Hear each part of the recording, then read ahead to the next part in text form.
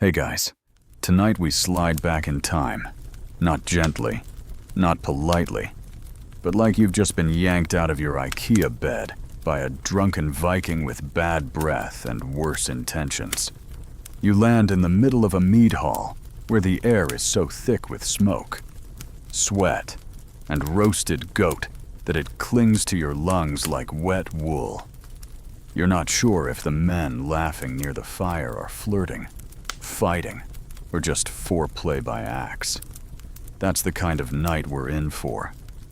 You're in 9th century Scandinavia, where sex is everywhere, simmering just under the surface of every insult, oozing out between battle scenes in the sagas, and dripping from the carved runes left behind on rocks and bones. But before you mistake this for some steamy Norse romance, let's set one thing straight. This is not a world of passionate, consensual embraces beneath the aurora borealis. This is a world where shame is sharper than steel, and desire is something you use like a weapon. So, before you get comfortable, take a moment to like the video and subscribe, but only if you genuinely enjoy what I do here. And let me know in the comments where you're listening from, and what time it is right now. I love seeing who's out there traveling through the past with me.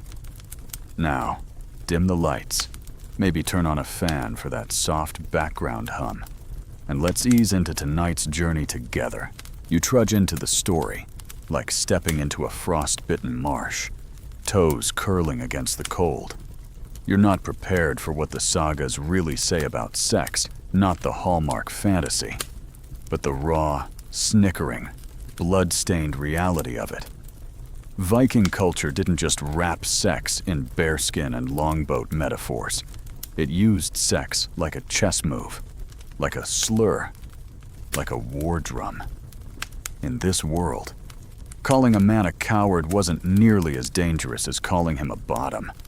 Because here, in this tangled realm of honor and homicide, being the penetrated one wasn't just emasculating, it was criminal. And yet, somehow, everyone kept talking about it, singing about it, carving insults into stone that basically said, "I slept with your dad, and he liked it."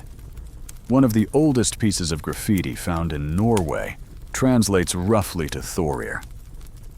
Carved, this had sex with her. It's not romantic.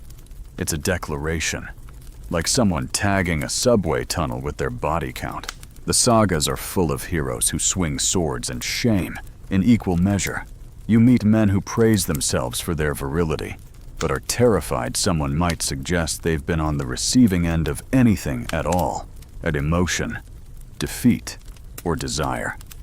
It's a hyper-masculine world, and you, dear traveler, are suddenly very aware of your own posture, your own clothes, the way your voice might sound too high or too soft. Because in this smoky longhouse of reputation and rage, your masculinity is under constant review.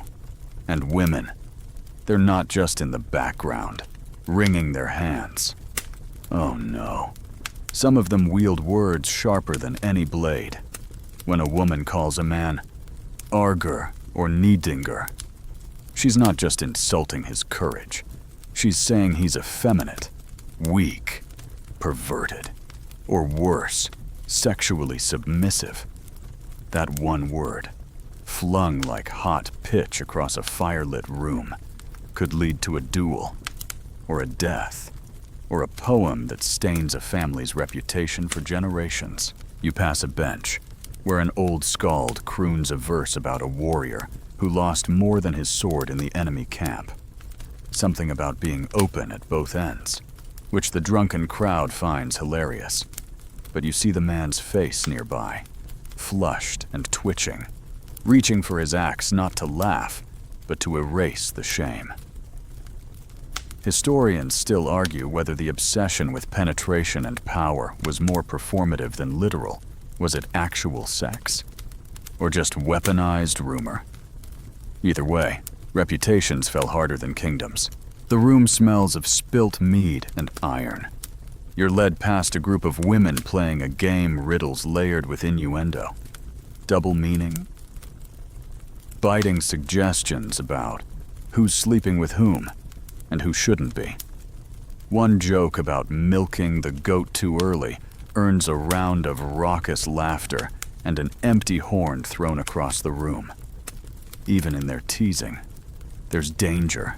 No one is safe from being called out, not even the gods. You overhear someone whispering about Loki. Yes, that Loki who once turned into a mare and gave birth to a horse. It's not a metaphor. It's saga canon. This isn't a sanitized Netflix mythology. It's messy, weird, and steeped in sexual unease. The truth is, Viking culture treated sex like social currency, but with the emotional interest rates of a loan shark, sex could elevate you, but it could also destroy you. And more often than not, it was used to do the latter. One wrong story about your manhood, especially if it involved another man, or worse, an animal, and you were ruined. Legal records from Iceland's sagas describe court cases where neighbors debated, in public, whether someone had been involved in unmanly acts. The Thing Viking court didn't just settle property disputes. It also weighed in on rumors of sexual shame.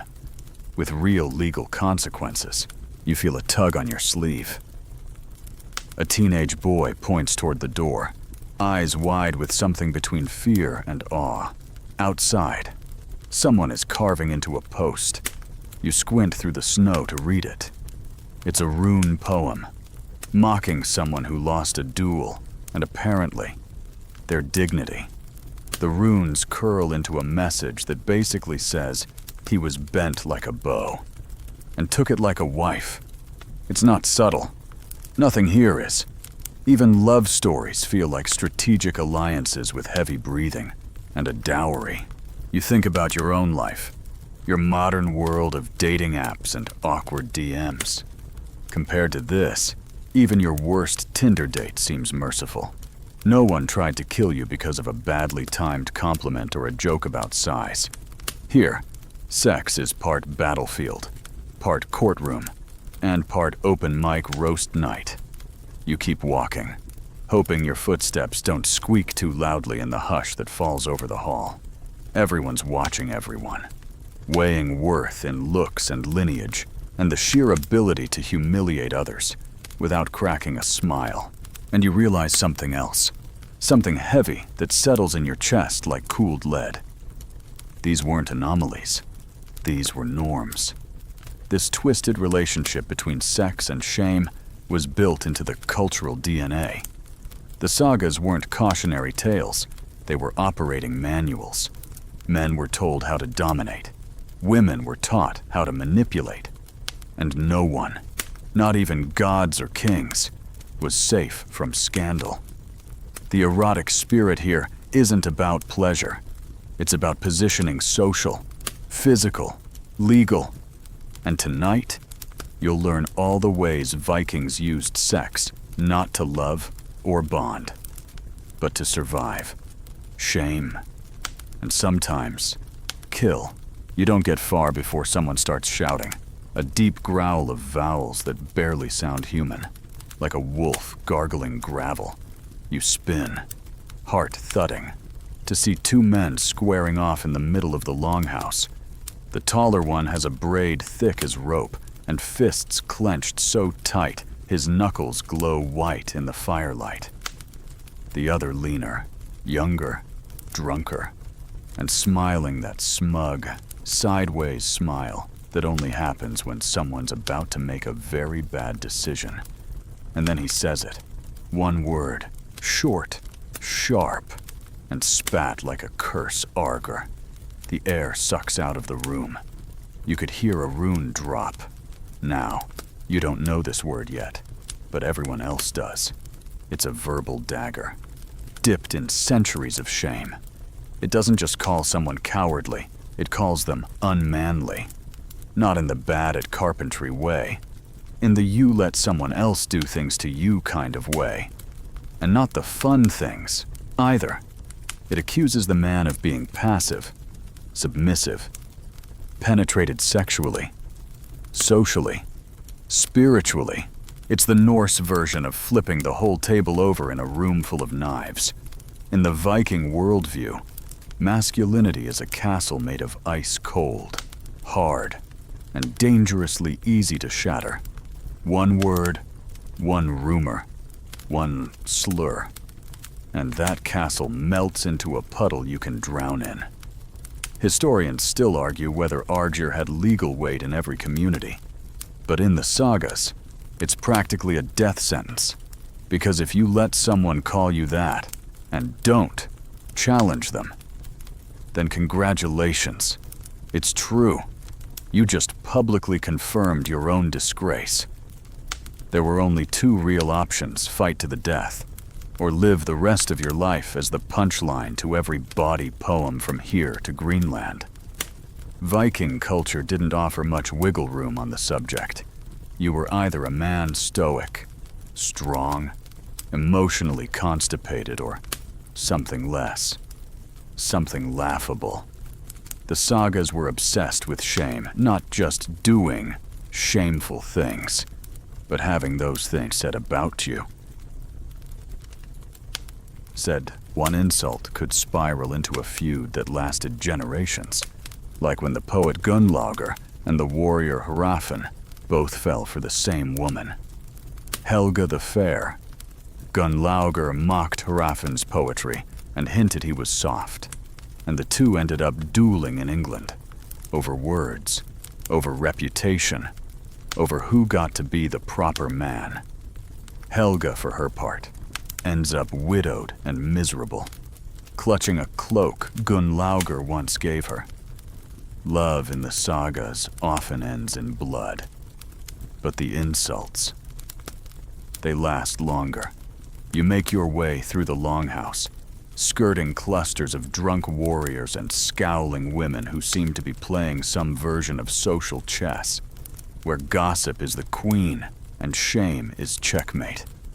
Over in one smoky corner, an old man starts reciting verses. His voice is cracked like dry earth, but the crowd listens close. He's telling the tale of a feud started not over land or gold, but because someone compared a rival's masculinity to a gelded ox. It's not even original, but it works. The saga says it led to 3 murders, 1 excommunication, and a family tree trimmed with an axe. You stop to wonder how many Viking men spent their entire lives more afraid of humiliation than death itself. You're starting to realize this was a culture where insults were surgical tools. There were categories of shame: being too pretty, too passive, too interested in grooming your beard just so. If someone accused you of being ragger, another form of arger, they weren't saying you were gay in a modern sense. They were saying you were weak, vulnerable, receptive. And in this world, that's worse than defeat. That's erasure. One scholar suggested it's less about sexuality and more about power. Who gets to do, and who has to receive. And once you receive, whether a blade, a look, or something else, your status shifts. You're tainted, and no amount of swordplay can fully scrub that stain. Yet there's irony here, too. The same culture that vilifies submission also glorifies conquest, which often implies, well, the same acts, just inverted. Viking men could brag loudly about seducing women, taking slaves, humiliating rivals in bed, but the line was razor thin. Push too far, talk too loud, and suddenly you're the joke, because if you're too obsessed with sex, it means you're ruled by desire, and being ruled by anything makes you less of a man. It's a logic pretzel that ties itself into knots so tight, even the gods can't untangle it. Speaking of gods, you hear someone invoke Loki's name again, always a risky move. Loki, the mischief maker, the shapeshifter, the mother of an 8-legged horse. He breaks all the gender rules and gets away with it. Sort of. The gods mock him, fear him, need him. He's the exception that proves the rule if you're clever enough. You can dance on the edge of shame without falling in. But most mortals aren't Loki. Most are stuck in the slog of proving their manhood over and over, like paying a tax that keeps increasing every year. You stop by a smaller fire where 2 young men sit close. Too close by Viking standards. One tells a story about a man who accused another of using a staff like a woman's. The other laughs but glances around nervously. That kind of talk, even in jest, can land you in front of the Thing court. It's not about what you did. It's about what people think you did.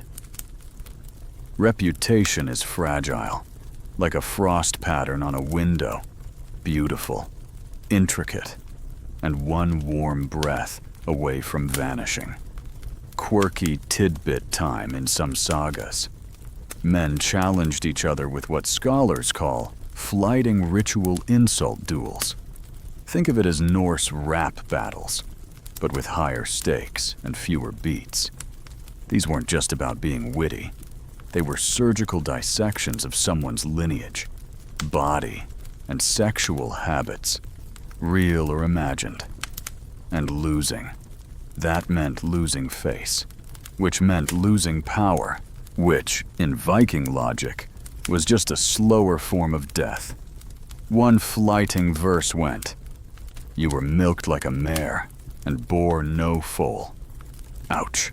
Somewhere between poetry and poison, you feel your eyes starting to adjust to the flickering firelight of this strange world, where everyone is playing a game of sexual chess, and the rules are written in blood and innuendo. You're beginning to understand the Vikings didn't fear sex. They feared the story told about sex. About them. And that fear, wrapped in honor, coated in violence, echoes in every saga you'll hear tonight. You find yourself drawn away from the firelight, slipping through a back hallway that smells of damp fur and ale gone sour. The walls are lined with tapestries threadbare and smoke-stained, but they tell stories, all the same kings, with hard eyes, women with sharper ones, and enough swordplay to make a Game of Thrones episode blush. One image catches your eye.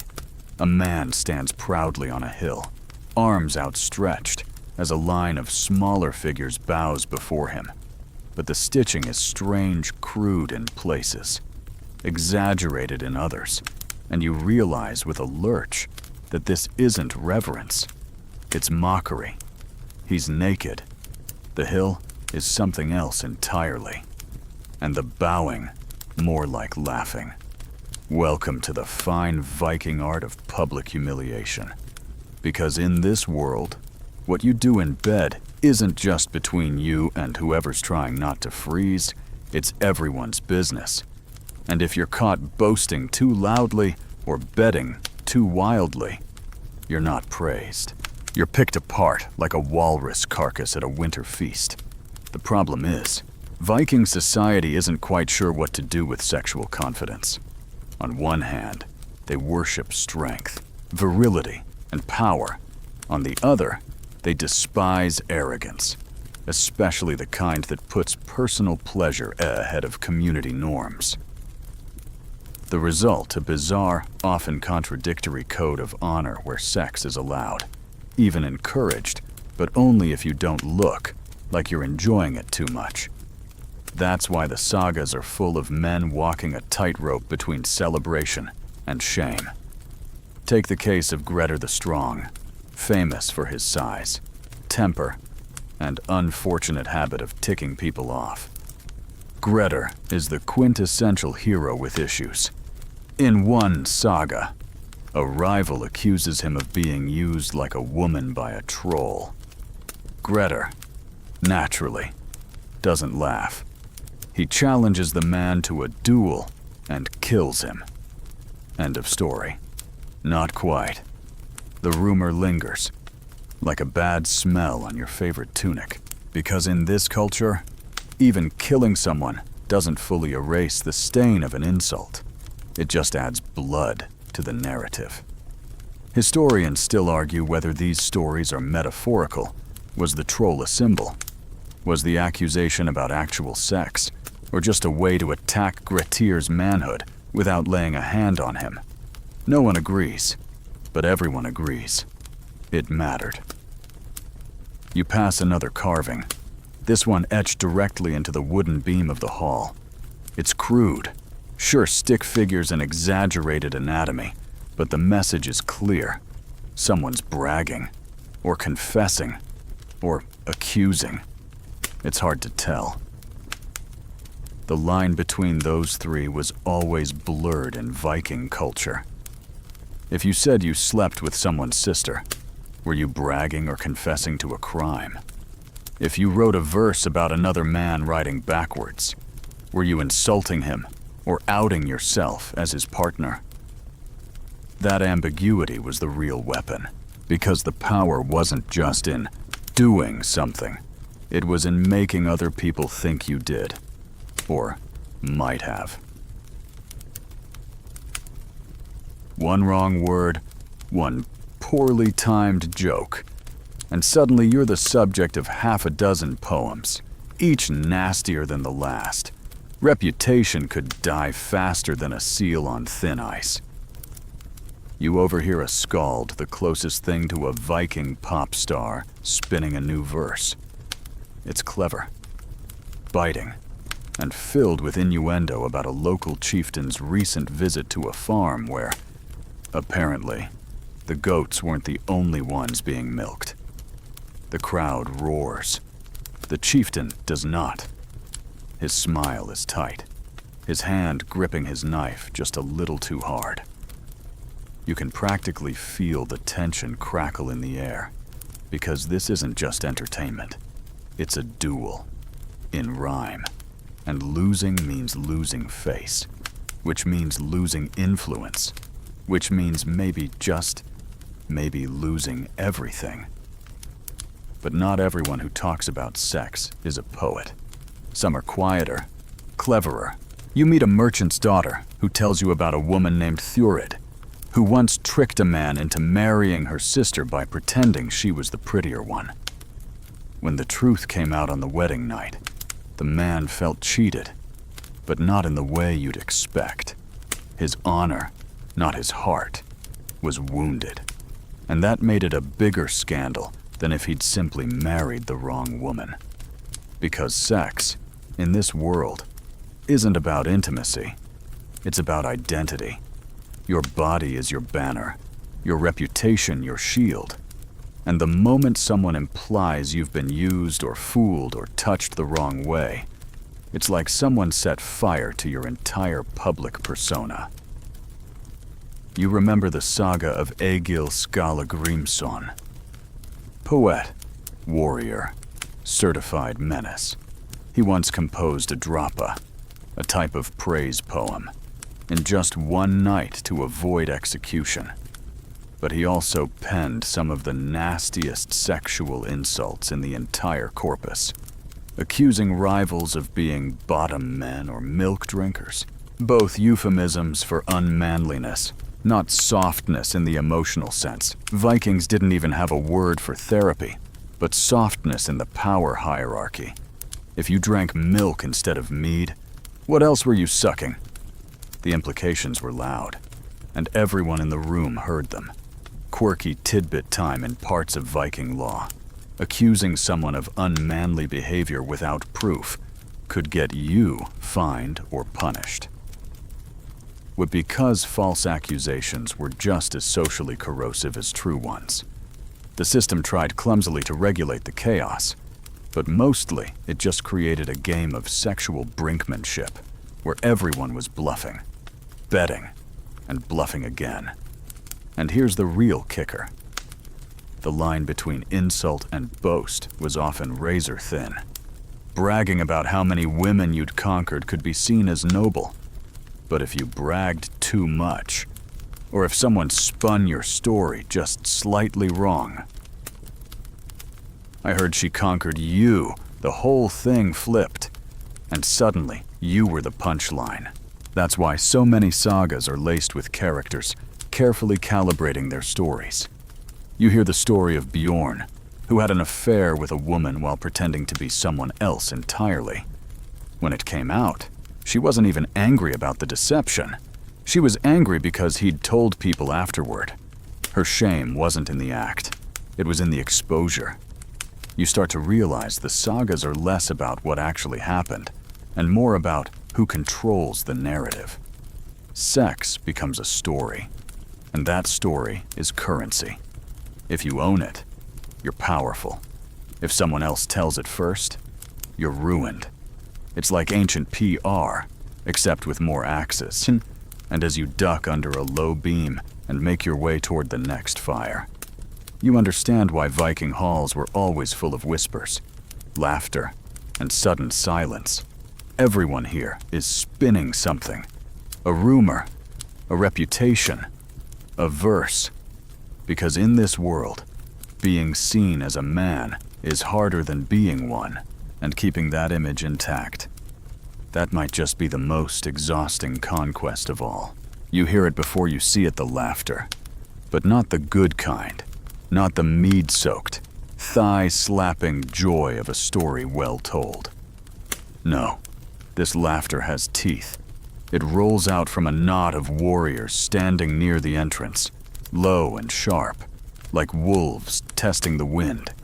And then you spotted a man, tied to a post, shirt ripped open, back streaked with old bruises and fresh spit. Someone's carved a rune into the wood above his head. You lean in, heart thudding, and read the word slowly. Need, one syllable, but behind it, centuries of fear. You've just met the most dangerous word in the Viking insult arsenal. Nid. It doesn't just mean coward. It doesn't even stop at pervert. It brands you as socially dead, beyond shame. A thing, not a person. A man accused of receiving sex physically, emotionally, even symbolically, when he should have been the one giving. And worse, he didn't fight back fast enough. That silence sealed it. Now he's not just mocked, he's marked. In a culture where masculinity was survival, being called Nidinger was like being set adrift on a plank in winter seas. No weapons, no name, no way back. And this man, he's the unlucky soul who let someone else tell his story first. The crowd throws words like stones. Someone sings a nasty little verse about goats. Someone else makes a crude gesture with their drinking horn. And still, the man says nothing. Because now, anything he says sounds like begging. And no Viking begs. You slip into the shadows, stomach tight. Because if that's what happens for being too passive, what about the ones who break all the rules? You're about to meet them. The cider workers, the sorcerers, the men who choose a different kind of power and pay for it in blood and whispers. Seidr, in Norse lore, was a magic mostly associated with women dreamwalking, mind-twisting, future-bending stuff. But some men practiced it too. Only problem, that blurred the lines. Because to do Seidr, a man had to give up his warrior posture. He had to perform rituals, wear different clothes, sometimes even dress like a woman. And that made Viking society twitch. Odin himself, the All-Father, was said to use Seidr. He learned it from Freyja. And that created a paradox so wild, even scholars today wince. The god of gods, king of the axe throwers, ravens, and battlefield choirs engaged in what was considered a shameful art. One that could, if practiced by mortals, get you labeled ergi, the old Norse word that basically means sexually deviant in the wrong direction. Historians still argue whether cedar was always gendered. Some claim male practitioners were respected. Others point to poems where cedar men are mocked, exiled, or quietly murdered in their sleep. The line was always blurred. One wrong step, and you're no longer mystic, you're freak. And yet, the temptation persisted. You walk through a smaller chamber now, thick with incense and chanting. A man stands in the center, robes swirling, eyes rolled back. Women kneel around him, whispering dreams and secrets. He's powerful, but also vulnerable. You sense he walks a narrow path respected for now, feared always. His enemies only need one story, one whisper, one carved rune behind his back. Because the minute his magic is tied to his body, the wrong kind of movement, the wrong kind of tone. He's meat, and not even good meat, just something to be laughed at before it's thrown to the dogs. But still, he dances. Still, he chants, and the women follow. There's a strange kind of defiance in it, like he's daring the world to flinch first. Outside, snow has started to fall. Thick, heavy flakes, catching in your lashes as you push past the flap of the tent. A figure approaches, half wrapped in sealskin, eyes sharp. She says nothing, just gestures. You follow, because that's what you do. Tonight, follow stories like they're ropes pulling you deeper into the frost. She leads you to a carved stone, standing alone in a clearing. A rune stone, but not just any. This one's been defaced, not erased. Added to. Someone's taken a chisel and carved extra lines. Sexual insults, in verse. Bad ones. Clumsy meter. But the target is clear. The woman looks at you, expression unreadable. They say my brother danced in dreams. She murmurs. They say he walked with Freyja and heard the shape of fate. You wait. The wind whistles through the trees. They called him Ergi. Her voice is soft now. They tied him to a horse post and left him for the spirits. You realize she's not telling you a legend. She's telling you history. Her history. The Seidr men didn't just flirt with femininity. They embodied something deeper, something uncontainable. And for that, the Sagas couldn't handle them, couldn't categorize them. So they shamed them, silenced them. But their stories leak through like mist under the door. Quirky tidbit time.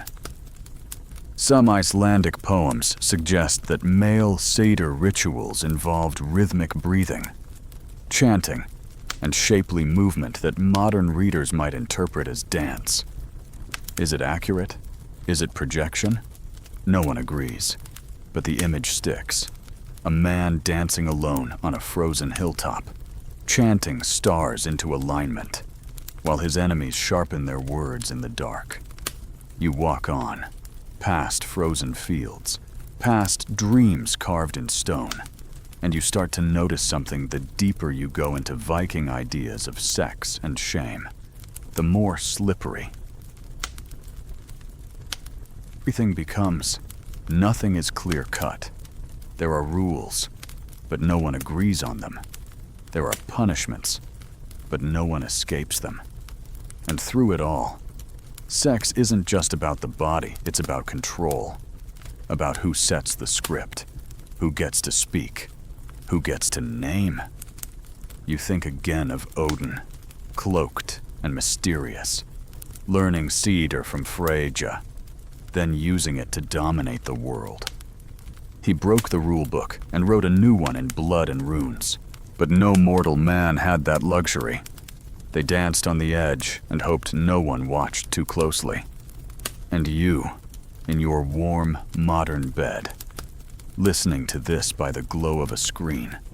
Feel a chill that has nothing to do with the snow, because you realize this isn't just about Vikings. This is about stories, about what people do to each other when truth bends, and shame becomes a weapon. It happened then. It happens now. The faces change. The fire stays the same. You wake up to a scream, not one of fear, but of victory. A man bursts through the longhouse doors, face slick with sweat, hair tangled like wet rope, and flings something onto the central table. It lands with a sick thud. A goat bladder, still warm. The hall erupts in cheers. You, understandably, are confused. Someone passes you a horn of mead and claps you on the back like you're supposed to know what's happening. So you sip, and you listen, and slowly, the story unfolds like an overripe onion. Turns out, the man, let's call him Thorstein, just completed a ritual meant to increase his virility. It involved running naked through the snow, drinking a concoction of goat urine and dried herbs, and finally recovering this very bladder from a shrine guarded by 3 angry geese and 1 much angrier old woman. Why? Because according to the local wisdom, nothing boosts your bedroom prowess like proving you're brave enough to wrestle livestock in sub-zero weather. Welcome to the Viking take on aphrodisiacs. Not soft music and scented oils, more like fermented milk, dried testicles, and whatever roots the local seeress swore would keep your loins warm through the storm. It's hard to say how effective these remedies were. Historians still argue whether Viking love potions actually did anything physiological, or if it was all placebo wrapped in bravado. But the rituals stuck around for centuries, sometimes even creeping into Christianized folklore, like a horny ghost that refused to stay buried. You drift through the crowd as Thorstein basks in his goat bladder glory. A woman sidles up to him, eyebrows raised. "Will it work this time?" she asks, voice flat as stone. He smiles, but there's a flicker of doubt in his eyes, because here, like always, sex isn't just about the act. It's about performance, reputation, and everyone in this room is keeping score. You slip away, mead buzzing through your blood, and find yourself in the storage shed where the real secrets are kept. Not gold, not swords, but herbs, bones, pouches of mysterious powders. You spot one wrapped in faded cloth, labeled with runes that roughly translate to moose lust. You don't ask. Instead, you find the local healer, a weathered woman named Asa, grinding something between 2 stones. She doesn't look up when she speaks, looking to impress someone. You shake your head, but she chuckles anyway. Everyone is. That's why they come to me. They want a root to make them last longer, a tea to keep her happy, a spell to bind a heart. She glances up, eyes sharp, or break one. Asa tells you of one tale she still whispers to children, the story of Halfred. A woman who brewed a potion so potent it turned a man against his own wife. For 7 days, he followed Halfred like a dog, abandoning his farm, his child, even his axe, and his. When the spell wore off, he was found weeping in the woods, begging the trees to take him back. It's unclear whether the potion actually worked, or if Halfred was just that persuasive.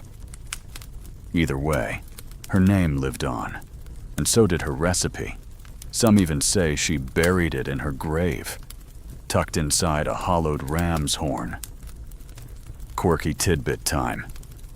Viking love magic often involved bodily fluids. Saliva, menstrual blood, even earwax mixed with herbs and hidden in the target's food. Romantic. Not exactly. Effective debatable. Disturbing definitely. You move past Asa's cluttered table, brushing your fingers across a stack of dried nettles and bundled mistletoe.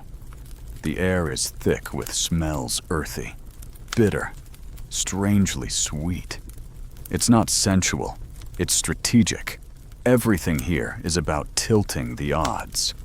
You see, in a society with limited autonomy, where marriages were arranged, passions were punished, and shame was currency, magic became the loophole. A way for women, especially, to shift the balance. They couldn't always choose who touched them, but maybe, just maybe, they could choose who wanted to, or who didn't.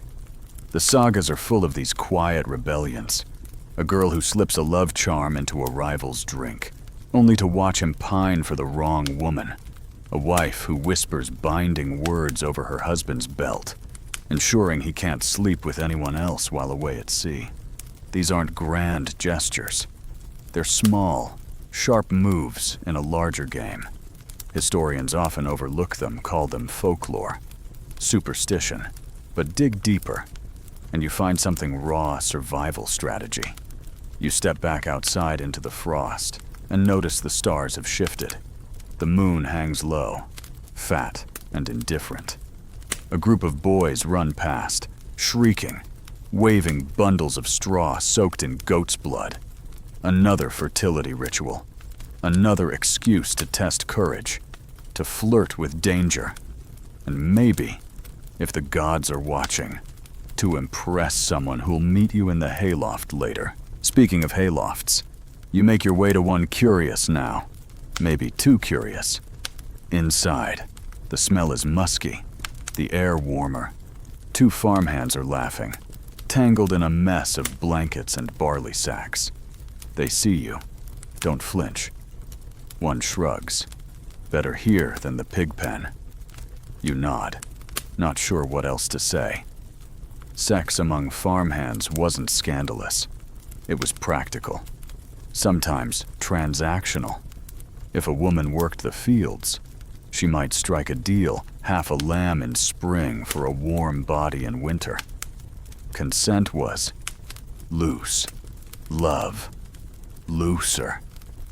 But alliances, those were ironclad. The woman beside you, brushing oats from her skirt, tells you about her aunt, who secured a marriage by proving her loyalty during harvest season. He didn't propose with a ring. She smirks.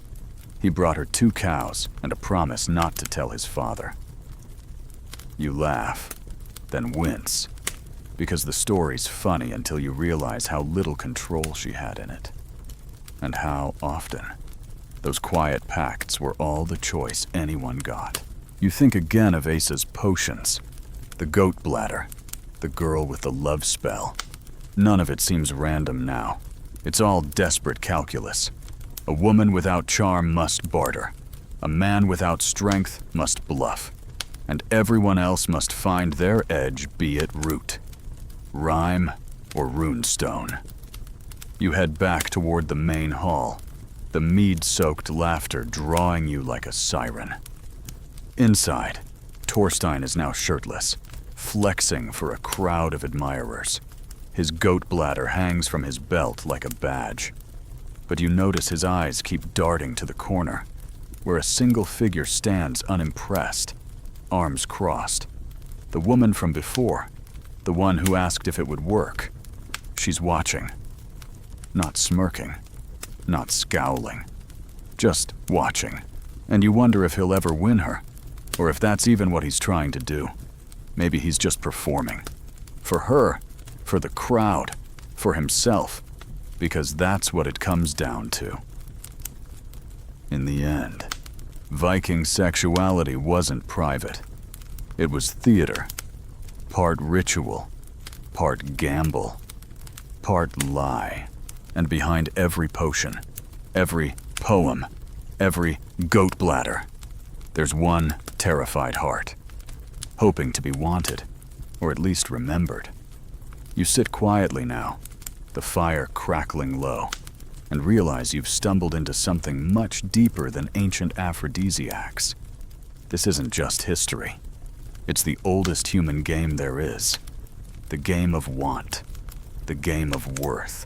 You wake to the smell of wet leather and tension.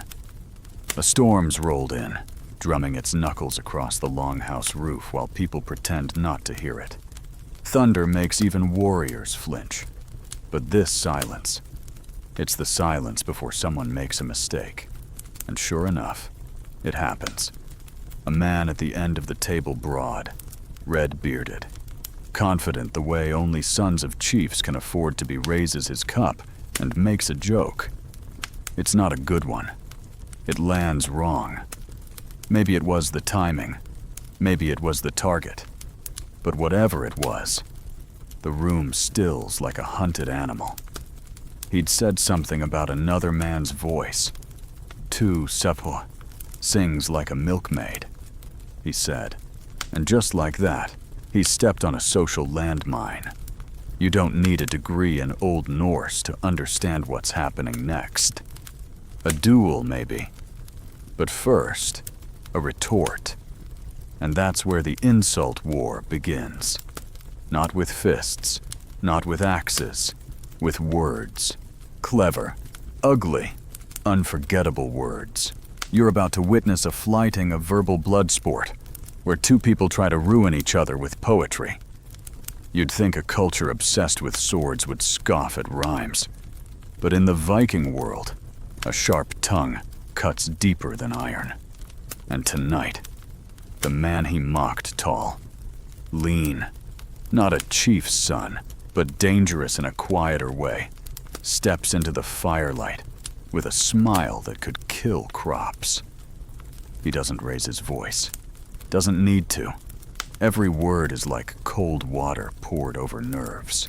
Funny, he says, from a man whose last conquest cried my name. The room holds its breath. You almost feel sorry for the Redbeard. Almost. But you're learning fast, never start a flighting unless your verse is loaded and your past is clean. And his isn't. The lean man continues, voice slow, deliberate. He references a goat, a wet night, something about getting lost in a field and found with your trousers down. The details blur, but the meaning crystal. The implication isn't just that Redbeard slept somewhere he shouldn't have. It's that he enjoyed being found, that he took, or gave, more than was socially acceptable, that maybe he let go, let someone else take control. And in Viking society, that's enough to drop your status like a stone into icy water. Historians still argue whether all flightings were public or some reserved for courts. But what's clear is this. These poetic brawls weren't just for laughs. They were legal weapons. Used correctly, a flighting could destroy someone's name faster than a sword ever could. You've probably never seen a reputation unravel so quickly. One moment, Redbeard is holding court. The next, he's visibly sweating, the mead in his hand forgotten, his face tight with fury he can't safely unleash, because to lash out now would only confirm the rumors. And in this game, appearing angry means you care, means there might be truth behind the insult. You realize something else as the crowd chuckles, some nervously, others gleefully. This wasn't just about one man. Everyone is watching because everyone is vulnerable. In a culture this obsessed with honor, the public dismantling of someone else is a moment of collective reassurance. It's not me. I'm safe. For now. But no one stays safe for long. You slip outside while they're still whispering about goats and haystacks. The rain has passed, but the ground squelches beneath your boots, soft and treacherous. You follow the path past the animal pens, toward the edge of the farmstead where the servants live. And there, under a crude lean-to, you find her, young, pale, staring at a bucket with the kind of focus usually reserved for war councils. She doesn't flinch when you approach, just says, "You here to make a deal?" 2. You shake your head. She shrugs. Doesn't matter. No one listens when I say no anyway. That lands heavy. She's a thrall, a slave, and her body isn't hers. In Viking law, a slave girl's testimony means nothing. If she's raped, it's not a crime unless someone important complains. Otherwise, it's just another transaction, another silent night.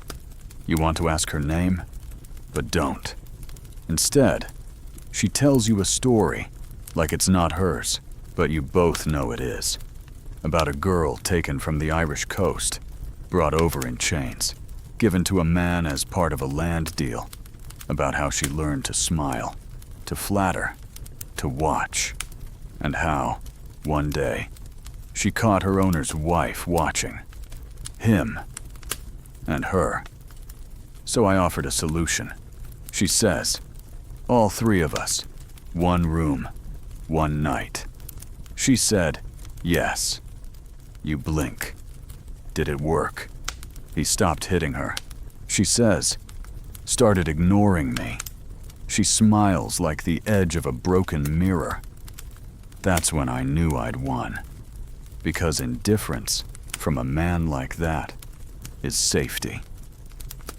Quirky tidbit time, some Viking laws allowed slave women to earn freedom through childbirth. If they bore a man 3 children, he had to free her. But others simply passed her and the child along as property. Depends on the region, depends on the man, depends on the mood. You walk back toward the longhouse, thoughts heavy as wet wool. Inside, the flyting has ended. Red beard's gone. So has the other man. But the echoes linger. A woman you haven't met before stops you in the doorway. She's older, wrapped in furs, and smells faintly of ash and thyme. You saw the fight, she asks. You nod. You learn anything. You open your mouth. Close it. She smiles. Good. Then she leans in. Let me tell you about the time I insulted a king. Her story involves a feast, a missing fork, and a poem that accused the king of being loyal to his male cupbearer in more than drink. It was enough to start a feud and end an engagement. He never proved me wrong, she says with a wink. You laugh, startled. She walks away, still humming. And you realize here, power lives in the gaps, between words, between gestures, between the facts and what people choose to believe. Viking sexuality wasn't simple. It wasn't private. It was loud, layered, and constantly shifting. Everyone, from slave to skald to queen, played the game, some with charm, some with silence, some with verse that could ruin bloodlines. And the line between power and peril was always drawn in rumor. Tonight, you've learned how fragile reputations really were, how easily one line, one joke, one look could twist a life sideways, and how sometimes survival meant knowing not just who you were, but how others saw you. Because in this world, shame isn't just a feeling, it's a sentence. And pride is a blade you carry in your teeth, always ready, always sharp. You feel it before you see it. The shift in mood, like the air itself starts listening. One heartbeat too long between laughs. One glance held a little too still. A question floats up from the corner of the longhouse. Not shouted, but sharp enough to cut through the hum. So what do you call a man who doesn't chase women? Silence again, but not the good kind. You've learned by now this kind of silence is a pit, and someone's about to fall in. All eyes tilt toward a figure near the edge of the firelight. Slim, quiet, A little too well groomed for someone who supposedly spends his days chopping wood.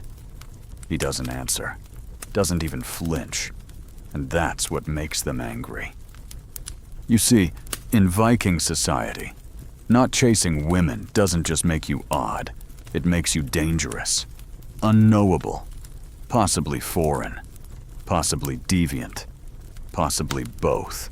Because if you're not proving your manhood with conquest, battlefield, or both, then what exactly, Mar?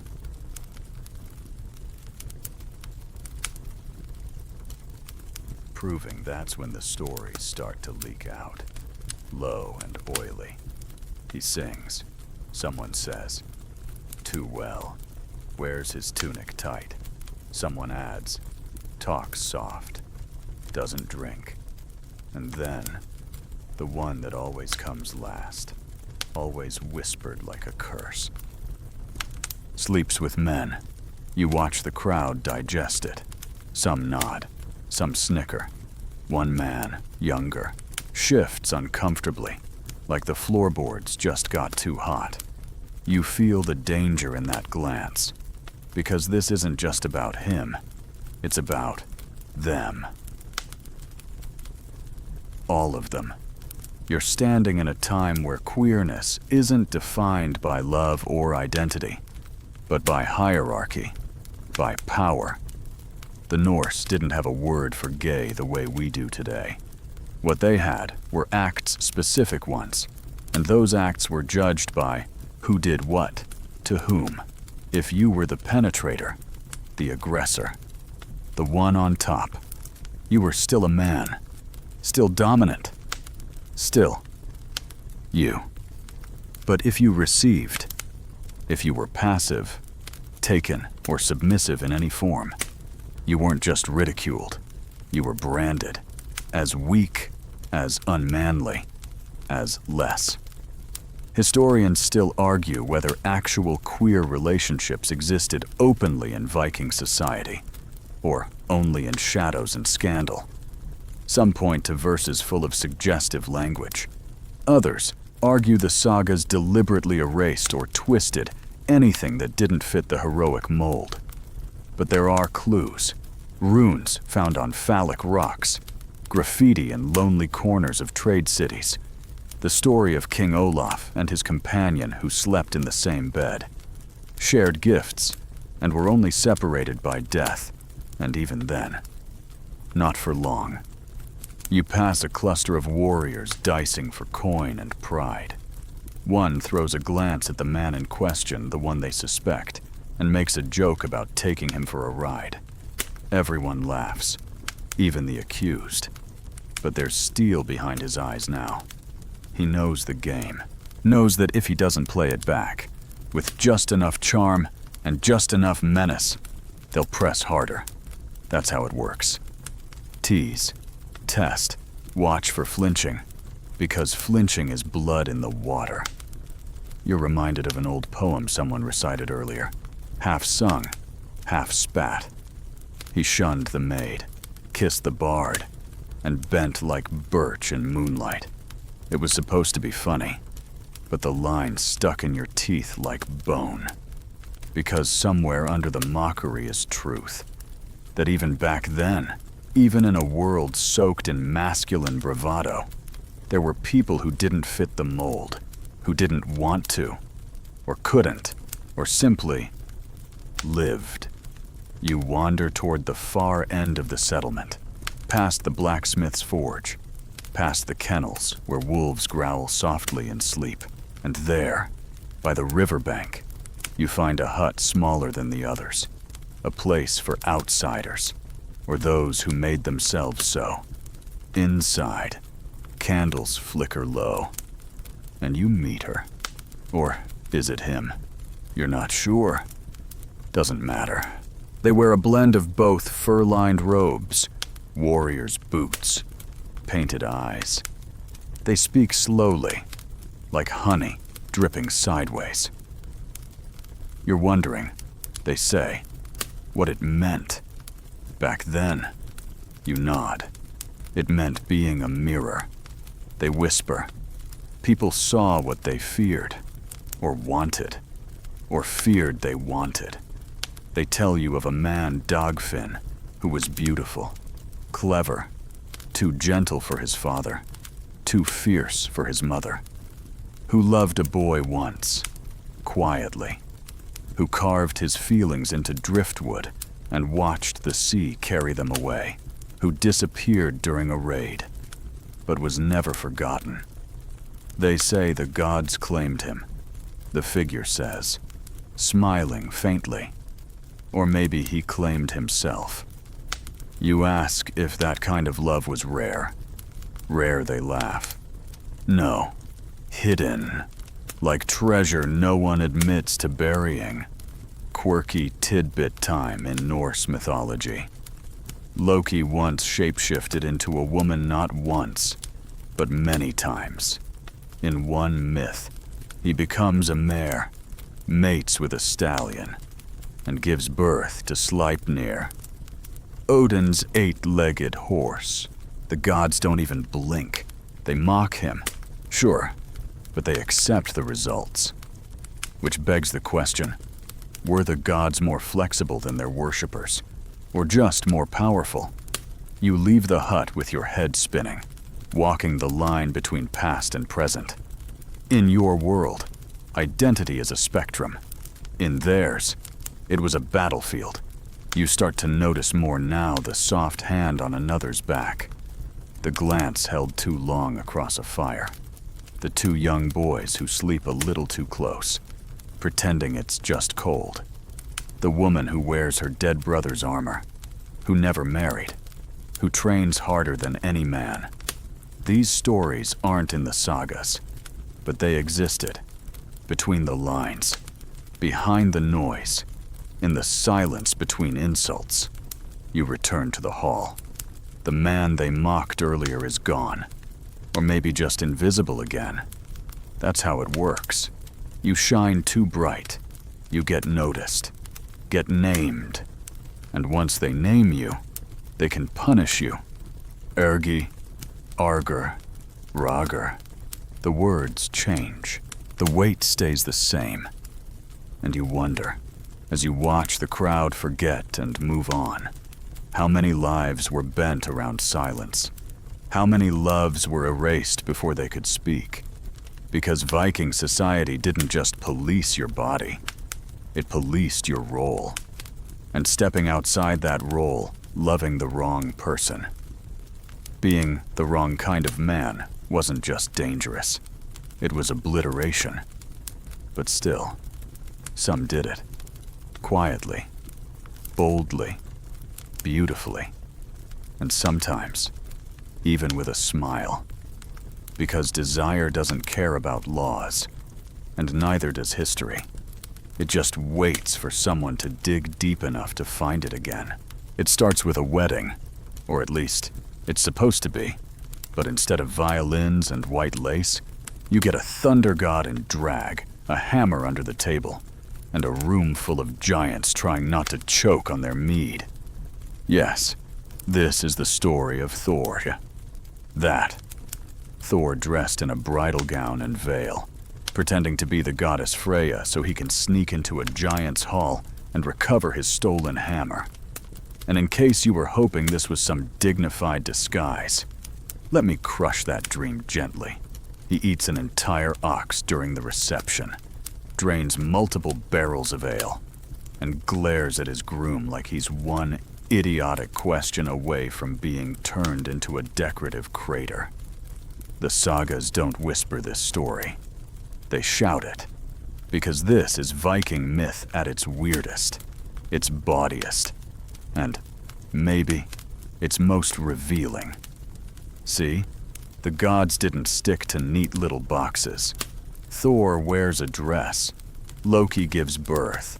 Odin learns magic from a goddess, then teaches it to mortals. And no one, not even the gods, are immune to mockery for it. But they do it anyway. Because in Norse cosmology, power isn't about what you wear or who you sleep with. It's about getting results. You need to get your hammer back. Throw on a veil and play the bride. You want to distract a king, turn into a swan, a mare, a fish, whatever gets the job done. The line between gender, form, and function isn't just blurred, it's braided, like a warrior's hair. Scholars still debate how seriously the Norse took these myths. Were they meant to be comic relief? Cautionary tales? Reflections of something deeper? No one agrees, but the stories endure, pulsing with mischief and meaning, because they reflect a truth many modern cultures still struggle with. Identity is fluid. Dangerous, yes, but also necessary, and often divine. You sit near the fire now, watching a young skald recite the tale of Thor's wedding in full theatrical mode. He falsettos the bride's voice, mimics Thor's rage, then doubles over in laughter as the bride lifts the hammer from under her dress and obliterates half the guest list. The crowd loves it. They laugh until they wheeze, until mead spurts from nostrils and someone nearly chokes on a goose leg. Because here, gender play is hilarious. Except when it isn't. Because if you wear a dress and you're not a god, you're not starting a myth. You're starting a scandal. That's the split, the dangerous edge of imitation. When gods cross boundaries, they're clever. When mortals do it, they're weak. That's the rule no one says out loud, but everyone knows. And yet, mortals kept doing it anyway. You meet one later, outside, near the herring sheds. A young man with long, plaited hair and the kind of voice that makes the night feel warmer. He tells you his name is Vali. And then, very quietly, he adds, "That's not what they call me in the hall." You ask why? He shrugs. Because sometimes I don't want to be Vali. Sometimes I want to be someone else. And that makes people nervous. He explains how he once danced in a woman's dress during the harvest feast. For fun, for beauty. And how afterward, the elder called him confused. How his brother wouldn't speak to him for 3 months. How his mother cried. Not because she didn't love him, but because she did, and knew what came next. They say it's not Viking, he says, voice bitter. But what do they call Thor in a veil? You both sit there, listening to the sea lap against the stones. You want to ask if he regrets it. He beats you to it. No, he says, because for one night, I was real. Even if they laughed, even if they lied. Quirky tidbit time, some Norse burial sites have revealed male skeletons buried with female associated items. Spindles, brooches, beads. Are they mistakes? Were these men shamans, gender non-conforming, or simply interred by women who loved them? Historians still argue, but the bones don't. They just wait for someone to ask the right question. You walk back to the hall, where another story is being told. This one is darker. About Loki again, this time accused by other gods of unmanly acts. Odin doesn't deny it. He says Loki bore children, wore women's skin, knew magic that no man should. And yet, the world keeps turning. The gods don't banish him then. They wait, not because of what he was, but because of what he did. That's the line. Action, not identity. And even then, it's not clear. The myths allow contradiction. They love contradiction. But Viking society, less forgiving. For them, order meant survival. And those who stepped outside that order, who didn't marry, didn't fight, didn't fit, had to find shelter in shadows, in humor, in myth, or not at all. You pass a mural in the hall, a crude one, scratched into the timber, showing Loki mid-shift. Half man, half mare. It's cartoonish, mocking. But someone added flowers around it later. Small, careful etchings. A kind of quiet rebellion. You imagine a child tracing them when no one was looking. You wonder what they saw in Loki freedom danger themselves later. In the quiet of the longhouse, as the fire dims to a low, flickering hush. You lie there, thinking about all the roles people played, not just in story, but in life. How Thor wore a veil to reclaim his weapon. How Loki wore a womb to bear a horse. How Vali wore a dress and lost a brother. And how all of it myth, mockery, memory still echoes in the wood, in the fire, in the cold breath of morning just beginning to creep under the door.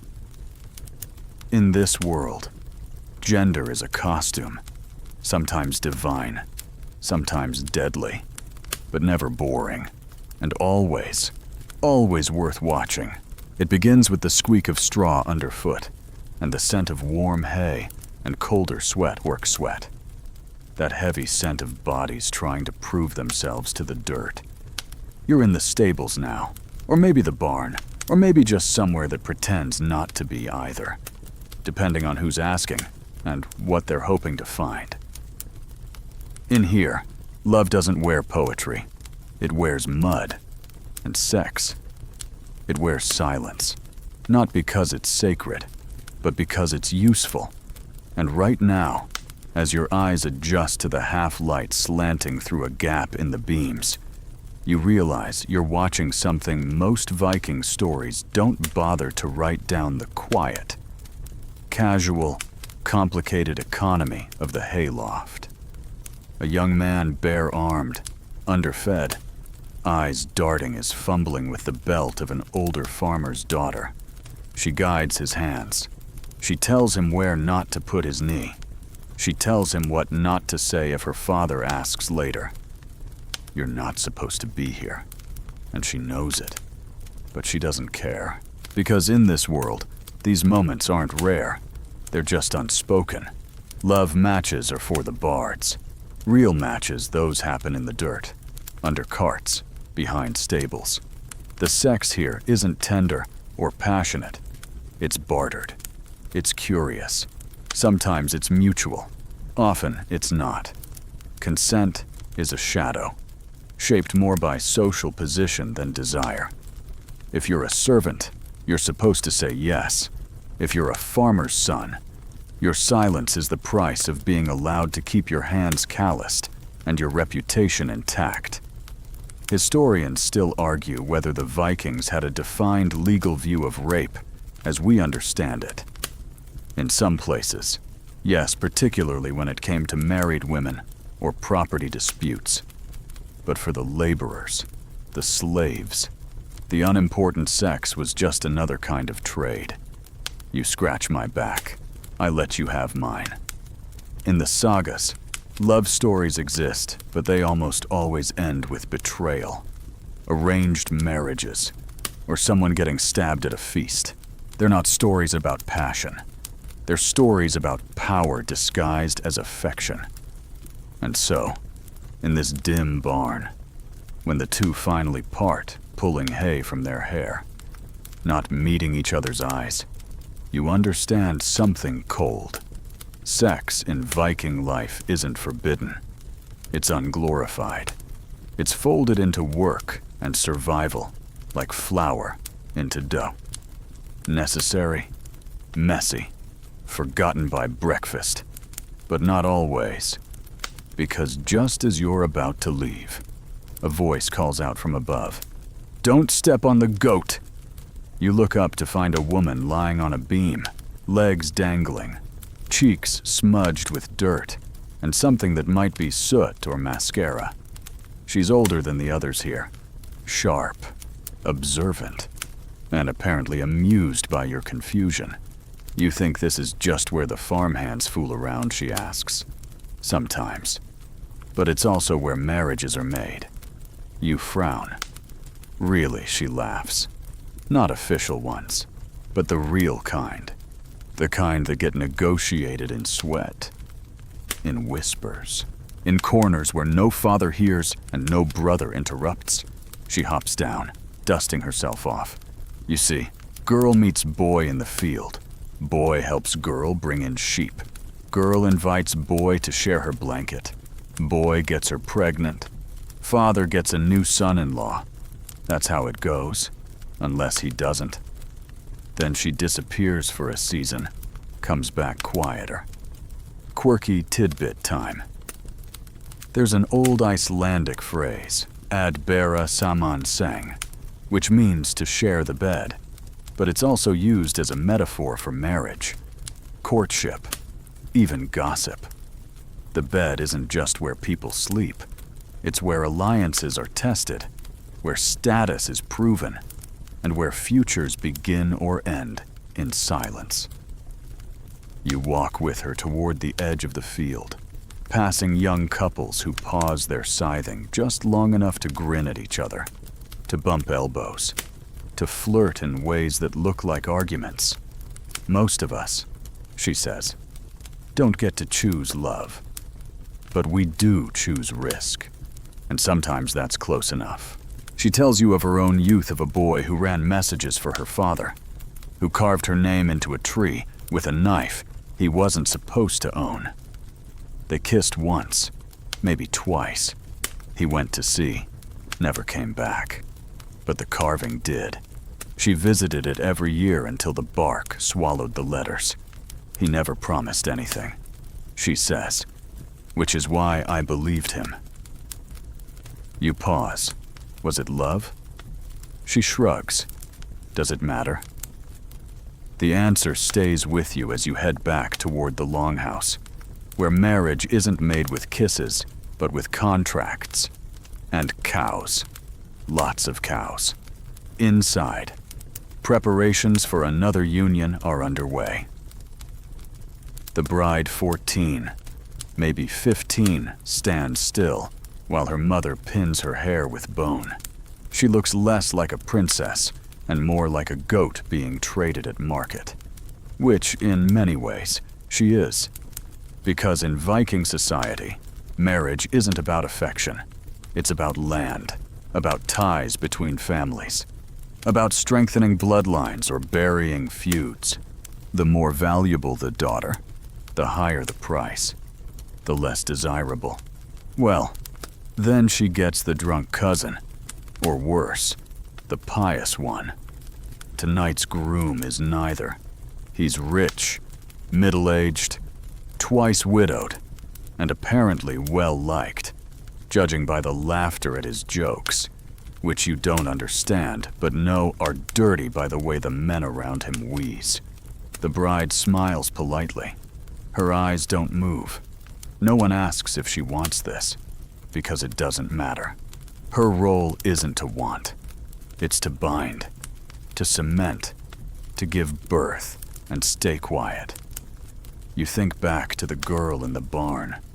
At least she got to choose the boy she snuck around with. This one doesn't even get that. You slip out before the feast starts. You've had enough of cheerful negotiation.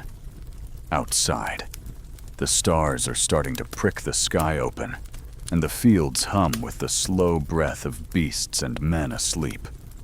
You find the old woman again, sitting with her feet in a bucket of water, sipping something too strong for tea. Did you see the bride, she asks. You nod. Did you see her mother? Another nod. Then you've seen the whole story. You wait. She doesn't explain. Doesn't have to. Because by now, you understand the system. You understand how the personal becomes political, how the bed becomes the battlefield, and how a girl's first kiss might be the only choice she gets before she becomes property, or power, or both. In the Viking world, romance wasn't about roses. It was about roles, and the freedom to pick your partner. That was a luxury, like silk or sugar. Rare, sweet, and usually smuggled. But still, sometimes it happened. Sometimes, two people found each other in the dark, chose each other, risked scandal, risked shame. And sometimes, that was enough to write their names into the sagas not as heroes, but as whispers between the lines. You don't hear the bride cry, not because she doesn't, but because no one's listening. The wedding feast has ended. The men are drunk. The women are sweeping bones from the floor. The bride is somewhere behind a curtain, stripped of her braids, her new tunic already stained with the mead she didn't drink. You wonder if she even knows the name of the woman who will teach her how to lie still and not flinch. Because that's what comes next. No honeymoon, no candlelit vows, just the bedding. And if the sheet isn't stained by morning, there'll be whispers. If it's too stained, more whispers. A Viking marriage isn't sealed by a ceremony. It's sealed by a public assumption that sex has happened. And the politics of that single moment of what does or doesn't occur behind closed wooden doors can ripple across generations like frost splitting stone. You step outside, leaving the scent of roasted meat and forced laughter behind. The stars are sharp tonight, bright enough to slice your thoughts into pieces. And one of those pieces asks a dark question. What if a marriage is a trap with a lock shaped like a dowry? You find your answer not in the longhouse, but further up the hillside, where an older woman tends a line of sheep with hands like bark. She sees you watching and offers a dry smile. Don't worry, she says. They don't marry us anymore. You sit beside her in the grass, the night cold and clean. She tells you of her own wedding arranged. Like most, she was 13. Her husband was a traitor, twice her age and 4 times as loud. He taught me 2 things, she says, how to hold my breath and how to count money.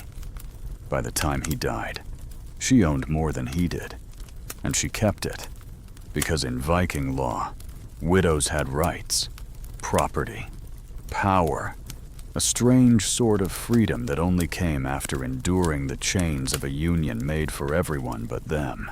Historians still argue whether Viking women were truly free compared to others in medieval Europe. Legally, many had rights to divorce, to inherit, to run farms in their husband's absence. But socially, that's more complicated, because rights written on parchment don't mean much when the village calls you a failure for using them. He beat me twice, she says. After the 3rd time, I buried his sword in the woods and told him it was cursed. He never touched me again. You laugh, but it's the kind that sits in your throat. She shrugs. Marriage teaches you strategy. If you're lucky, it teaches you leverage. Inside the sagas, wives often play second fiddle, but between the lines, they pull the strings. Remember Gudrun?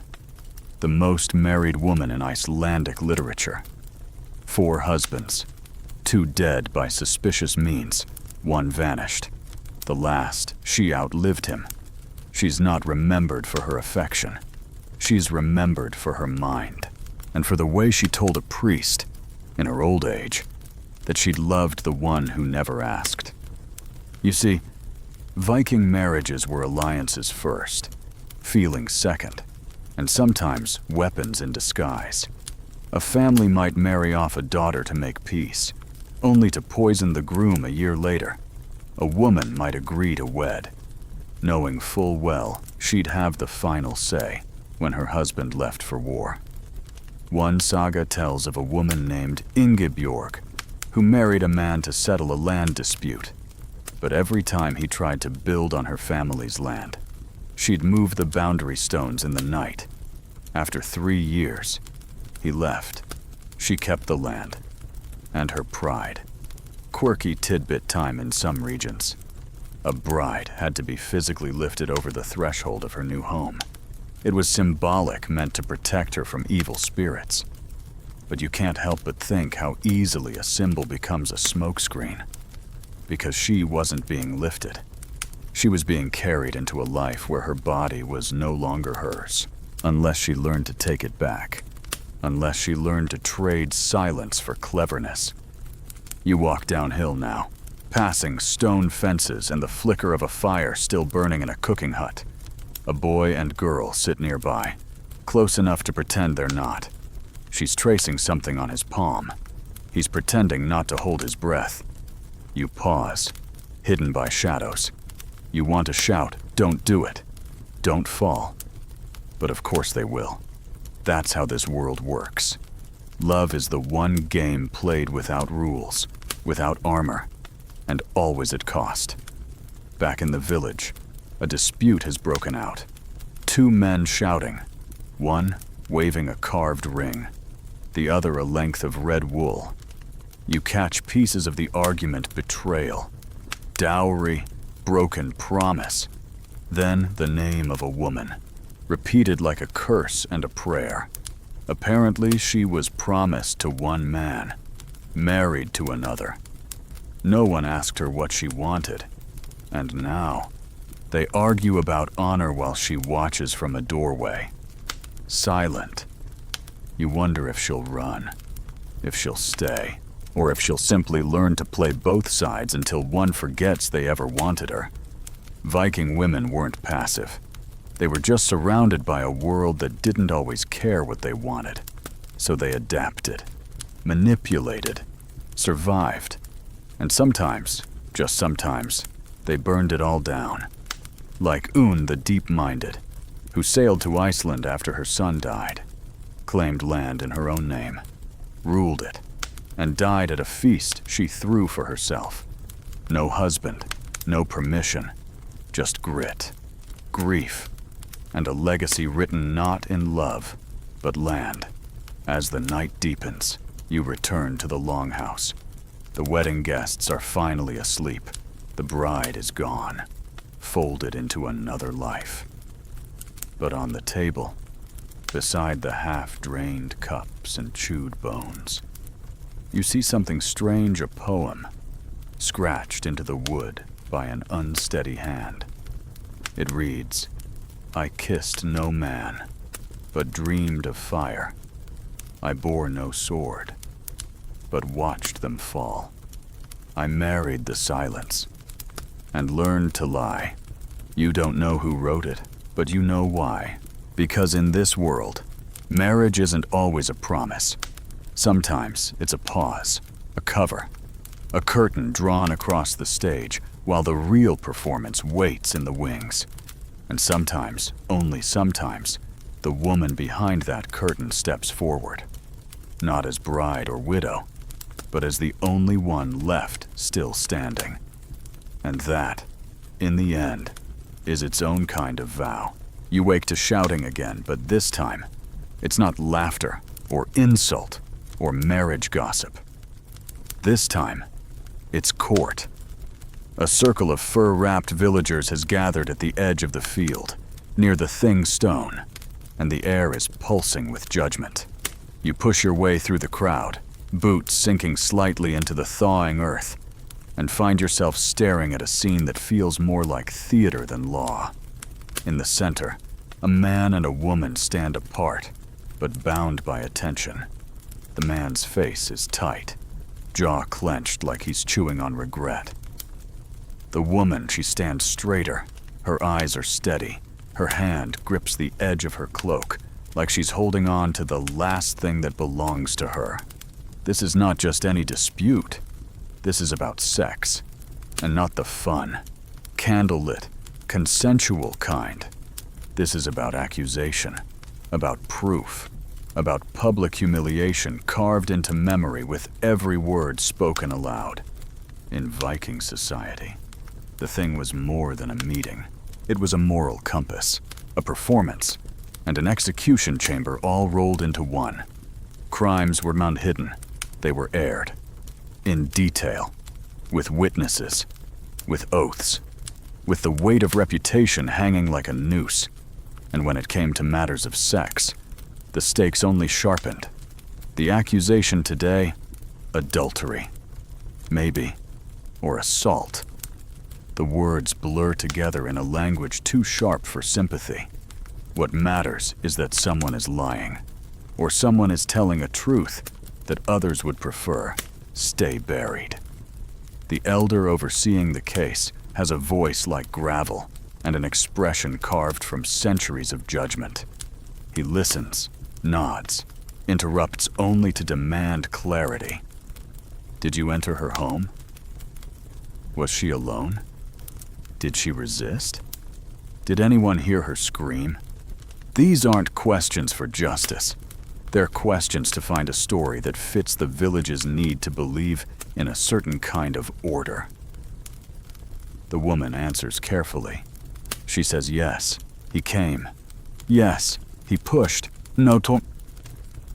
She didn't cry out. Why? Because no one would come, she says. And the silence that follows her words is thicker than wool. Her voice doesn't shake. That's what makes the men nervous.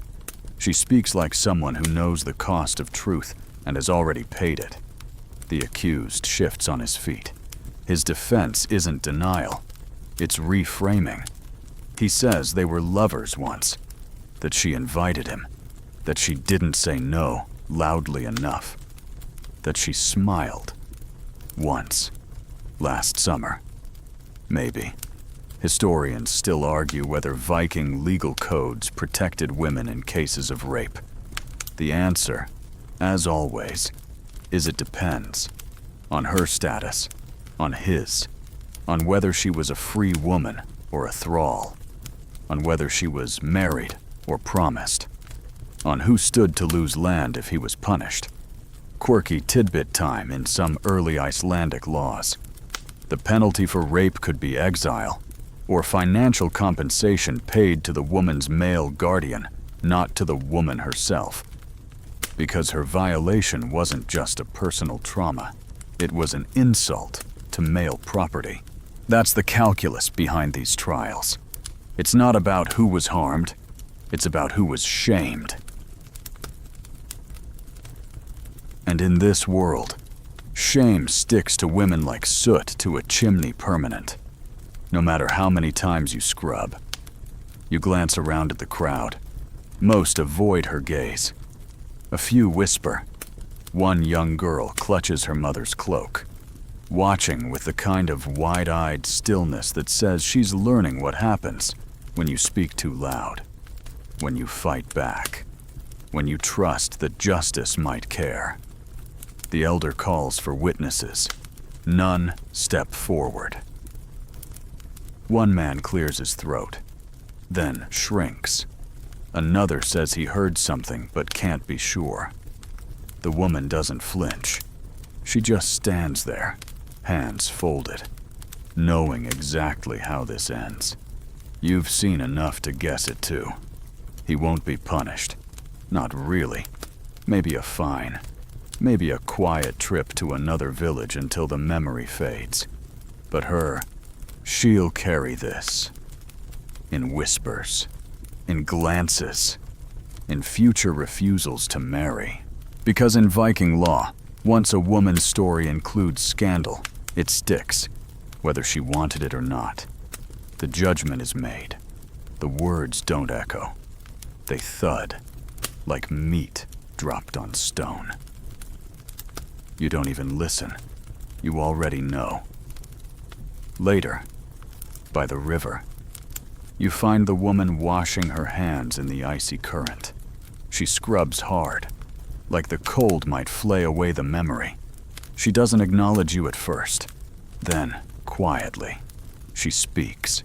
My grandmother told me, when I was little, that a woman's word should carry the weight of an axe. She lifts her hands, dripping, but mine floats like mist. She smiles, not bitter, not broken, just tired. They'll forget him, but they'll remember my silence. You sit with her, not speaking, just letting the river talk. She tells you stories of other trials. A man who accused a neighbor of seducing his wife. only to find that the wife had bribed the skald to invent the affair so she could leave legally. A woman who claimed a man fathered her child, then refused his offers of marriage just to watch him squirm at the thing.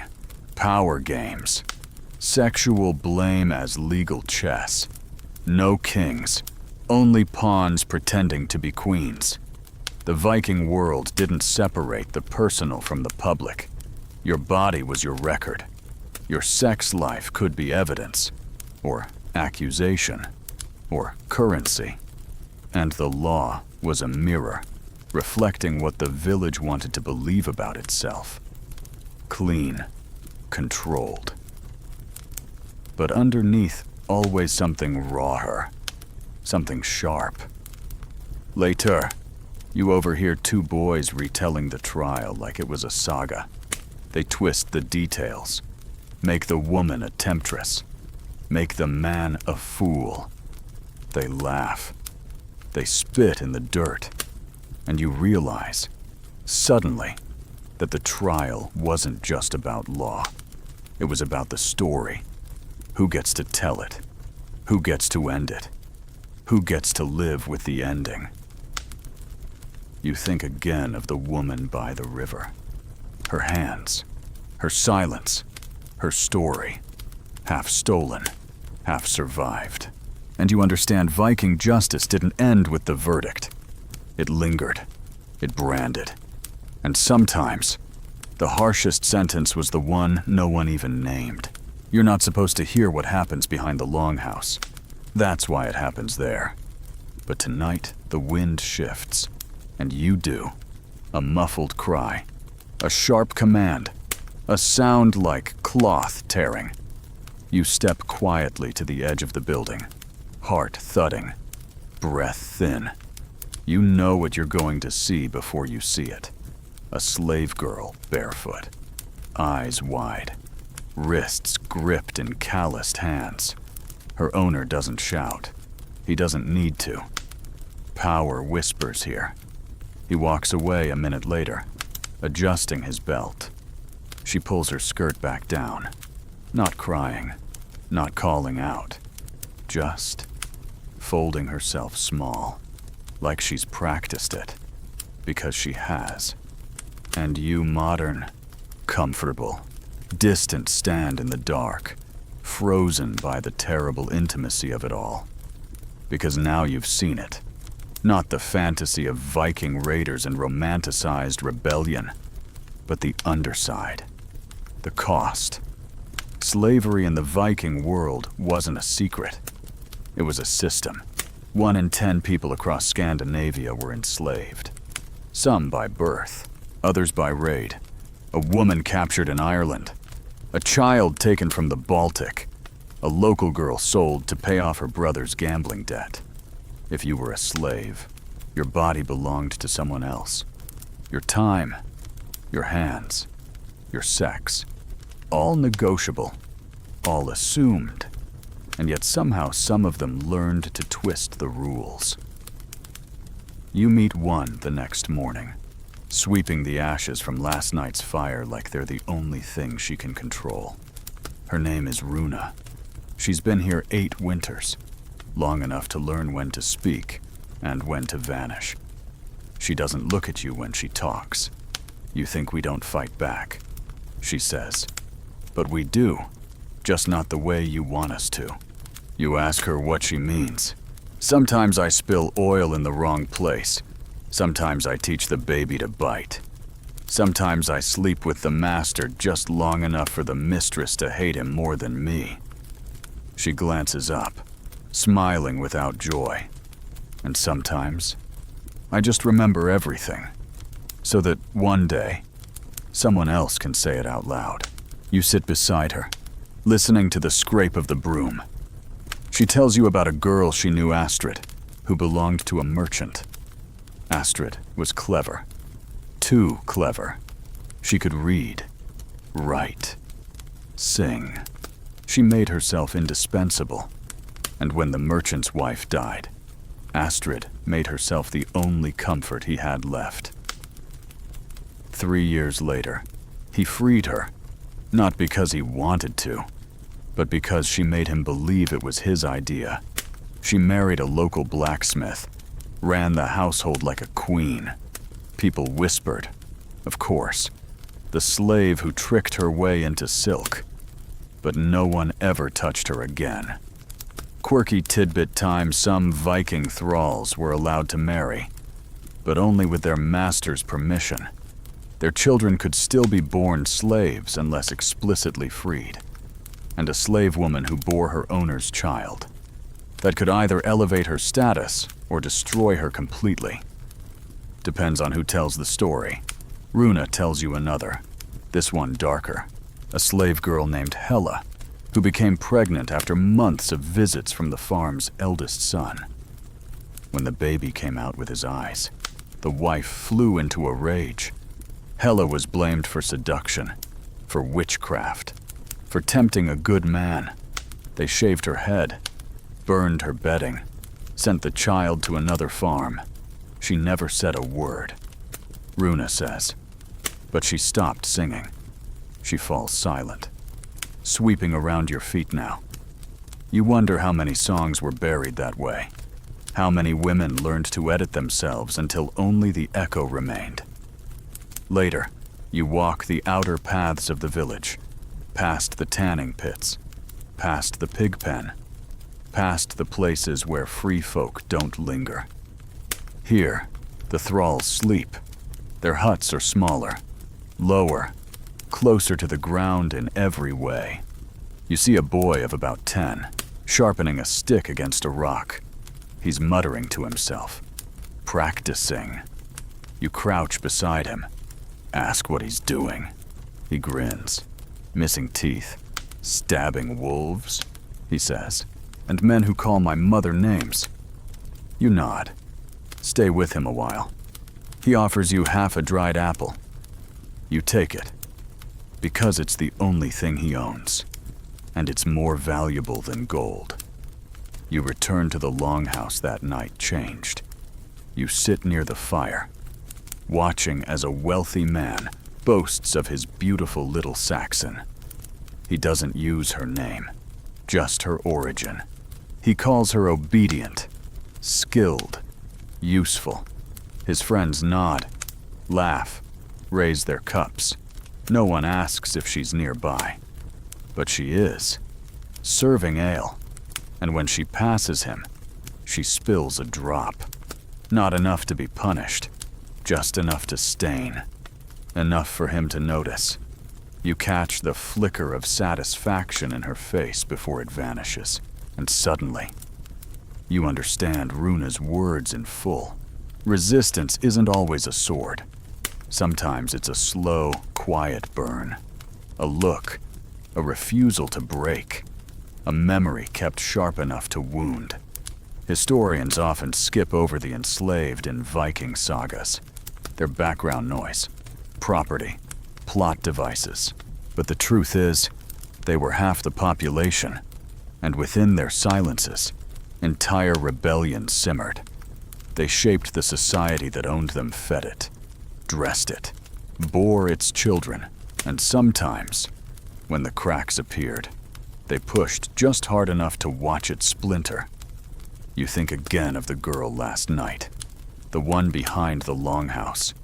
You never saw her face clearly, but you remember her hands, clenched, small, still fighting. And you know, now, that not all sagas were carved in stone. Some were lived quietly, fiercely, in the shadows, waiting for someone to remember them right. It begins not with a sword, but a stanza, a verse so sharp, it might as well be an axe. You're in the longhouse again, and the air is thick with anticipation. A skald stands at the center, face half lit by firelight, and what he's about to say will split a family apart. He clears his throat. The hall quiets. His first line is mild. The second, barbed. By the third, it's clear what he's doing, weaponizing memory. This isn't entertainment. It's revenge. The verse describes a woman, her hips, her mouth, her back arching beneath a man who is not her husband. The words are clever, the rhythm impeccable, the insinuation unmistakable.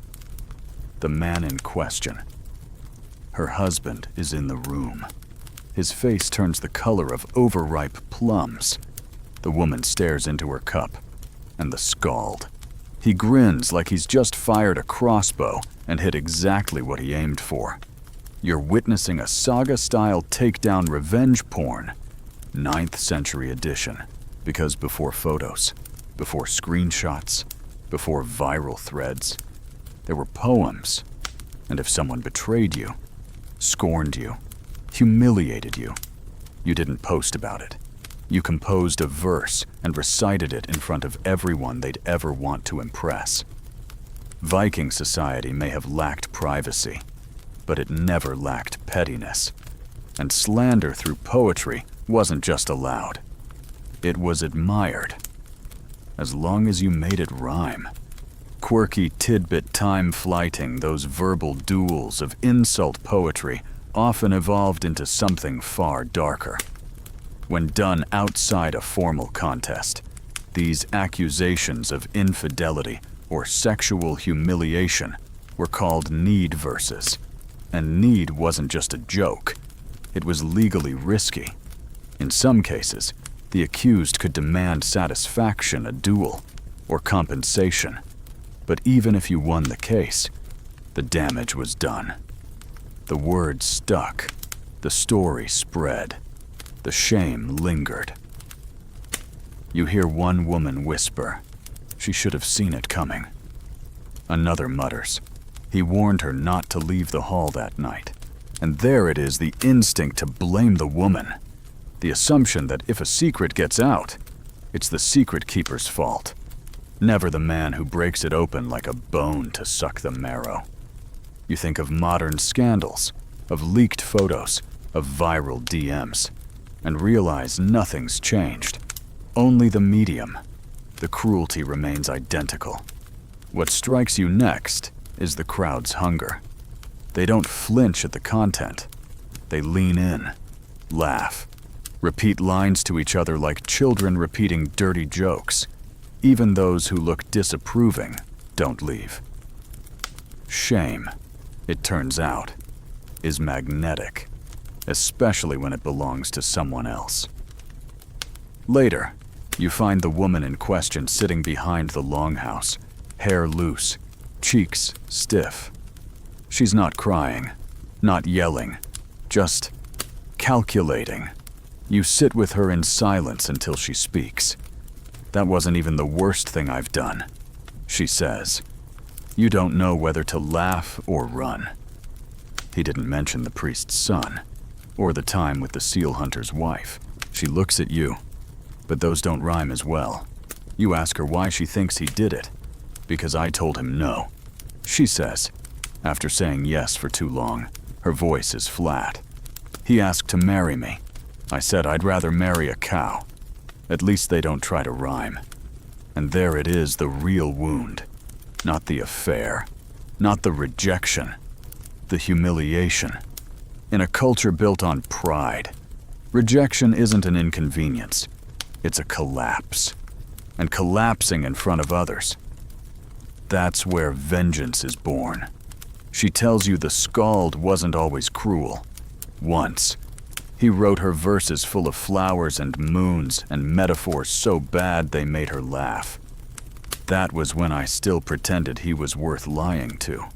You glance up at the stars, indifferent, glittering. She follows your gaze.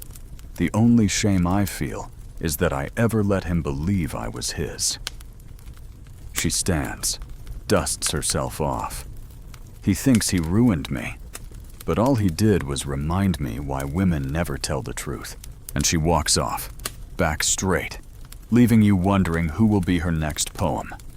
This wasn't an isolated event. The sagas are full of these moment-scorned lovers turning verses into vengeance. Women answering slurs with subtler, sharper ones. Entire feuds erupting from a badly timed rhyme. One famous saga tells of a woman named Thorhildr. who mocked a man's sexual prowess so viciously that he left the region in disgrace. She compared his manhood to a fish that flopped once, then went still. He tried to reclaim his honor in battle. Died. She didn't attend the funeral.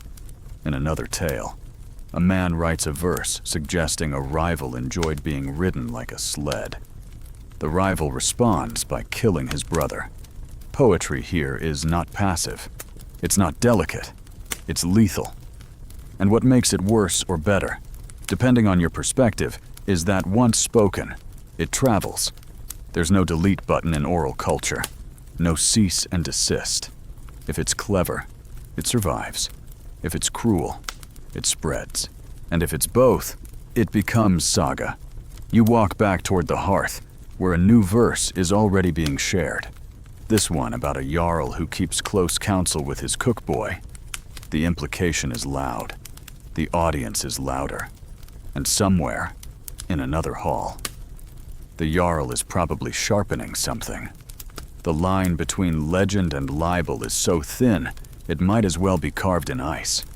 You pass the skald on your way in. He's tipsy now, self-satisfied. You ask if he's proud of the damage he caused.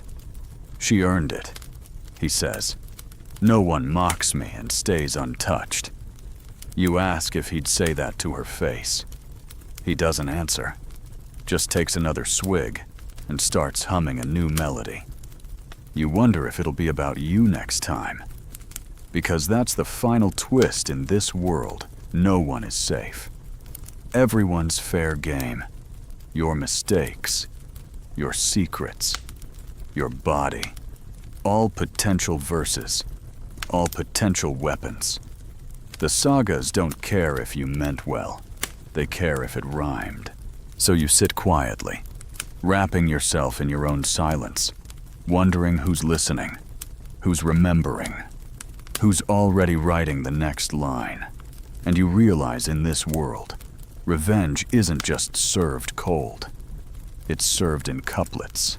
It starts with a whisper in the wind, a rhyme half remembered, drifting across the frozen fields like a flirtation between ghosts. You follow it to a gathering by the fire pit smaller than a feast, but louder than a prayer. Young men and women circle each other with the cautious arrogance of people pretending not to care. Someone laughs too loud. Someone else blushes too easily. You realize you're watching the Viking version of a dating game, but it's not flowers and shy hand-holding. It's poetry, banter, and the threat of public embarrassment. They're playing with words like they're knives. And the arena, the Havamal. It's an old poem, older than most of the people reciting it tonight, stitched into the bones of Viking culture like a moral instruction manual dipped in sarcasm. And within it, buried between the lines about wisdom and table manners, are verses that read suspiciously like pickup lines and dating advice. You hear one boy quote it confidently. No man should trust a maiden's words, nor what a woman says. The group howls. A girl throws a crust of bread at him. Another boy counters with a verse about men who promise love, but flee before dawn. She smiles. It's begun. This isn't just flirting. This is trial by poem. The Vikings didn't have Tinder, but they had the Havamal, and it did the job offering sage warnings wrapped in poetic judgment. Want to seduce someone? Fine. Just know that the gods are watching and they're already laughing. Want to fall in love? Sure, just don't expect it to end well. Odin himself, the supposed author, spends half the verses bragging about his conquests, and the other half lamenting how badly they turned out. One story stands out. Odin tricks a woman named Billing's daughter into promising him sex. He returns that night, heart pounding. She's gone. Her maids mock him. He sulks. It's the oldest tale there is man expects. Woman outsmarts. Man blames her. Historians still argue whether the Havamal reflects real Viking social rules, or just a poetic exaggeration. But either way, it's clear Vikings believed love was a trap, a dangerous, sticky, delicious trap, and sex, even more so. That's why tonight's circle isn't just about attraction, it's about control. Who can outwit? Who can outplay? Who can quote the poem without revealing their own vulnerability? A girl named Sigrid steps into the light. She's tall, sharp-tongued, and clearly not interested in losing. She recites, "A wise man kisses, but never promises," then adds her own line, "And a wiser woman never waits for morning." The crowd roars. You see her lock eyes with a boy across the fire. He tries to match her verse but stumbles. She smirks. 1 point to her. This, apparently, is foreplay.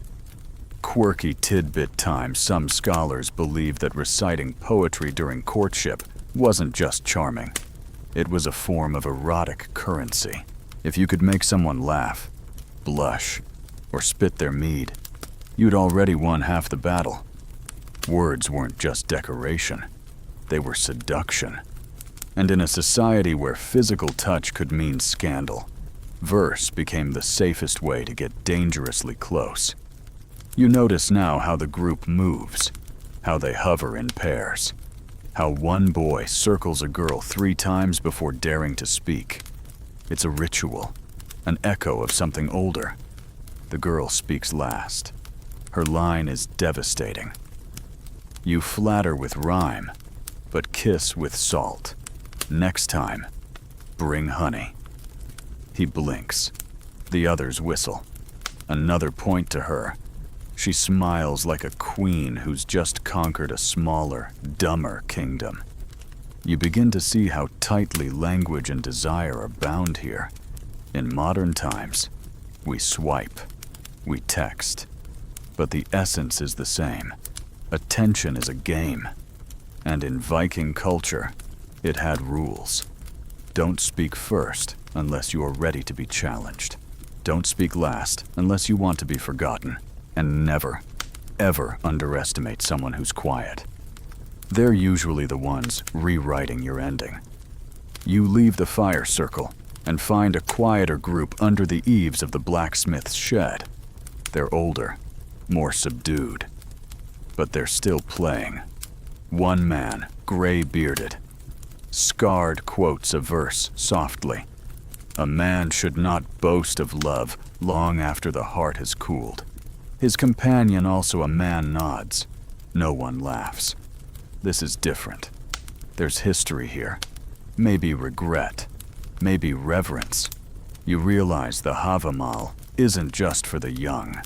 It's for anyone who's ever wanted someone and known what it cost. The older man adds. He said he'd return by harvest. I kept his boots clean. His companion says nothing, but grips his arm. You pretend not to see, because in this world, even tenderness hides behind tradition.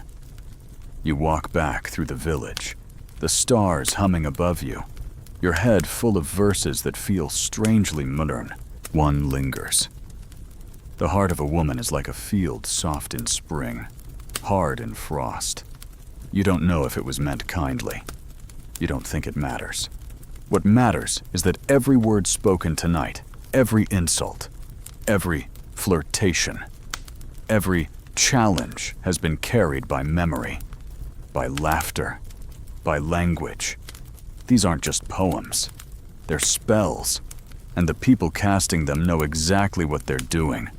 You find Sigrid again, now alone, carving a line into the bench with a knife. You read it upside down.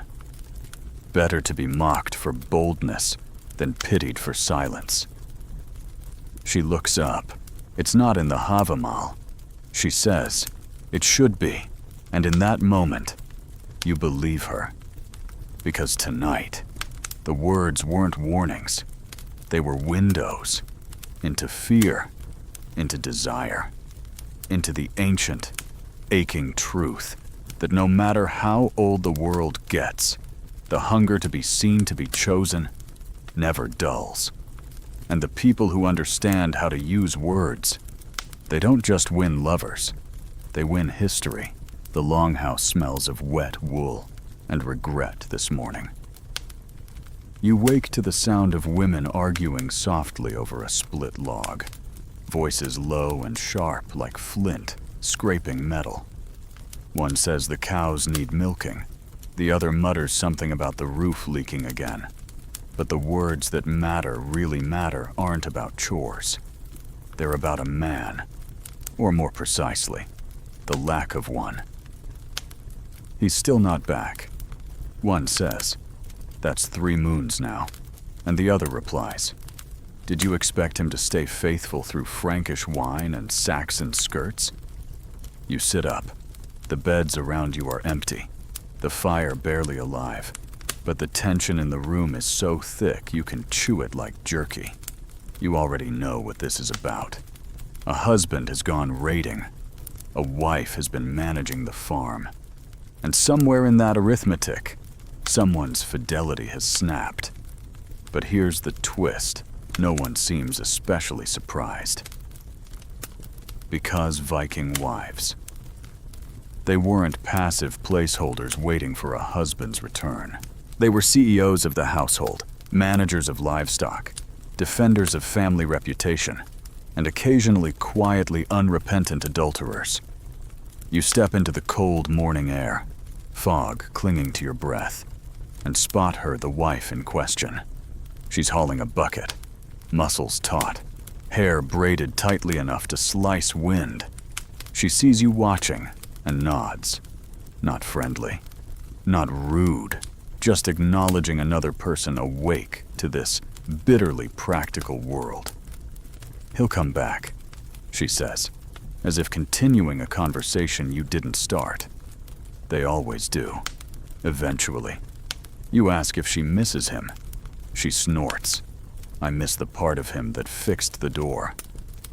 The rest, not so much." She sets the bucket down. "Do you think the men stay loyal when they're out playing gods across the sea?" You don't answer. She doesn't wait. "Then don't ask me to pretend I've been faithful either." She says it without shame, without flirtation. Just fact. Like saying the ride didn't take this season, or the goats have started limping. It's not romance. It's logistics. And that's when it really hits you in this world. Sex is not the property of idealists. It's the domain of survivors. Historians still debate whether Viking women were allowed to have affairs while their husbands were at sea. The truth is probably this: no one allowed it. But many did it. Quietly. Strategically.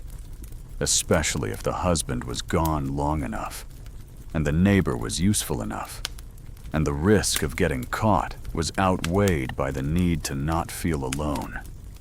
You follow her back toward the house.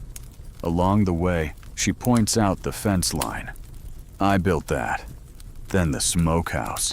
I repaired the roof. Then the child tugging on her skirt. He's his. The other one. Maybe not." She shrugs. "Who knows? Who cares? I'm the one who feeds them." You realize something no saga ever quite captures. Viking women didn't just keep the home fires burning. They ran the damn village. When men left, women stepped into power not ceremonially, but completely. They made the choices, handled the harvest, laid down laws in the home.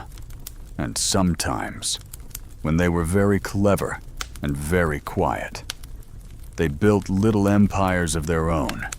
You hear a story later that proves it, about a woman named Brynhild, whose husband went to sea for 5 years. Everyone assumed he died. She took over the farm, paid debts, extended trade routes, hired mercenaries to protect her assets. Then, one day, he returned and found she'd married his cousin. No one was sure who owned what anymore, so they had a thing. The court decided she'd have to give up half her land. She smiled, agreed, then had her new husband buy it back 2 weeks later, at double the price. She kept the land, kept the men, and walked away wearing a new set of silver rings. Quirky tidbit time. Viking law often allowed women to divorce their husbands if they were unsatisfied sexually, financially, or otherwise. All she had to do was call witnesses and declare her grievances at the door.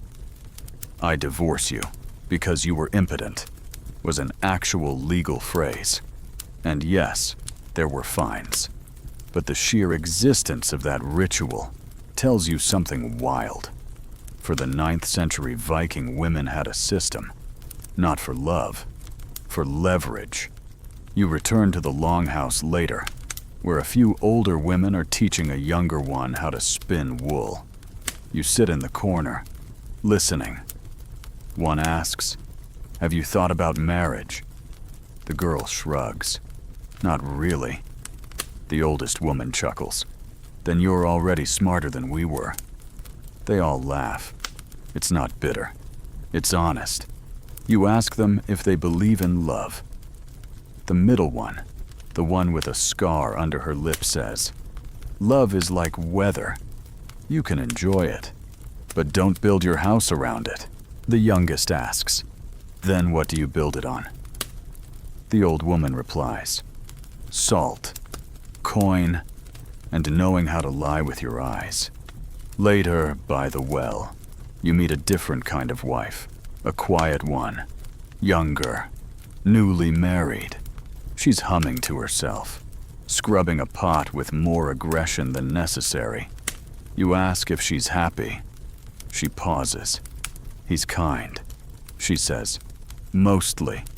You wait, but he looks at me like he's still deciding if I was the right trade.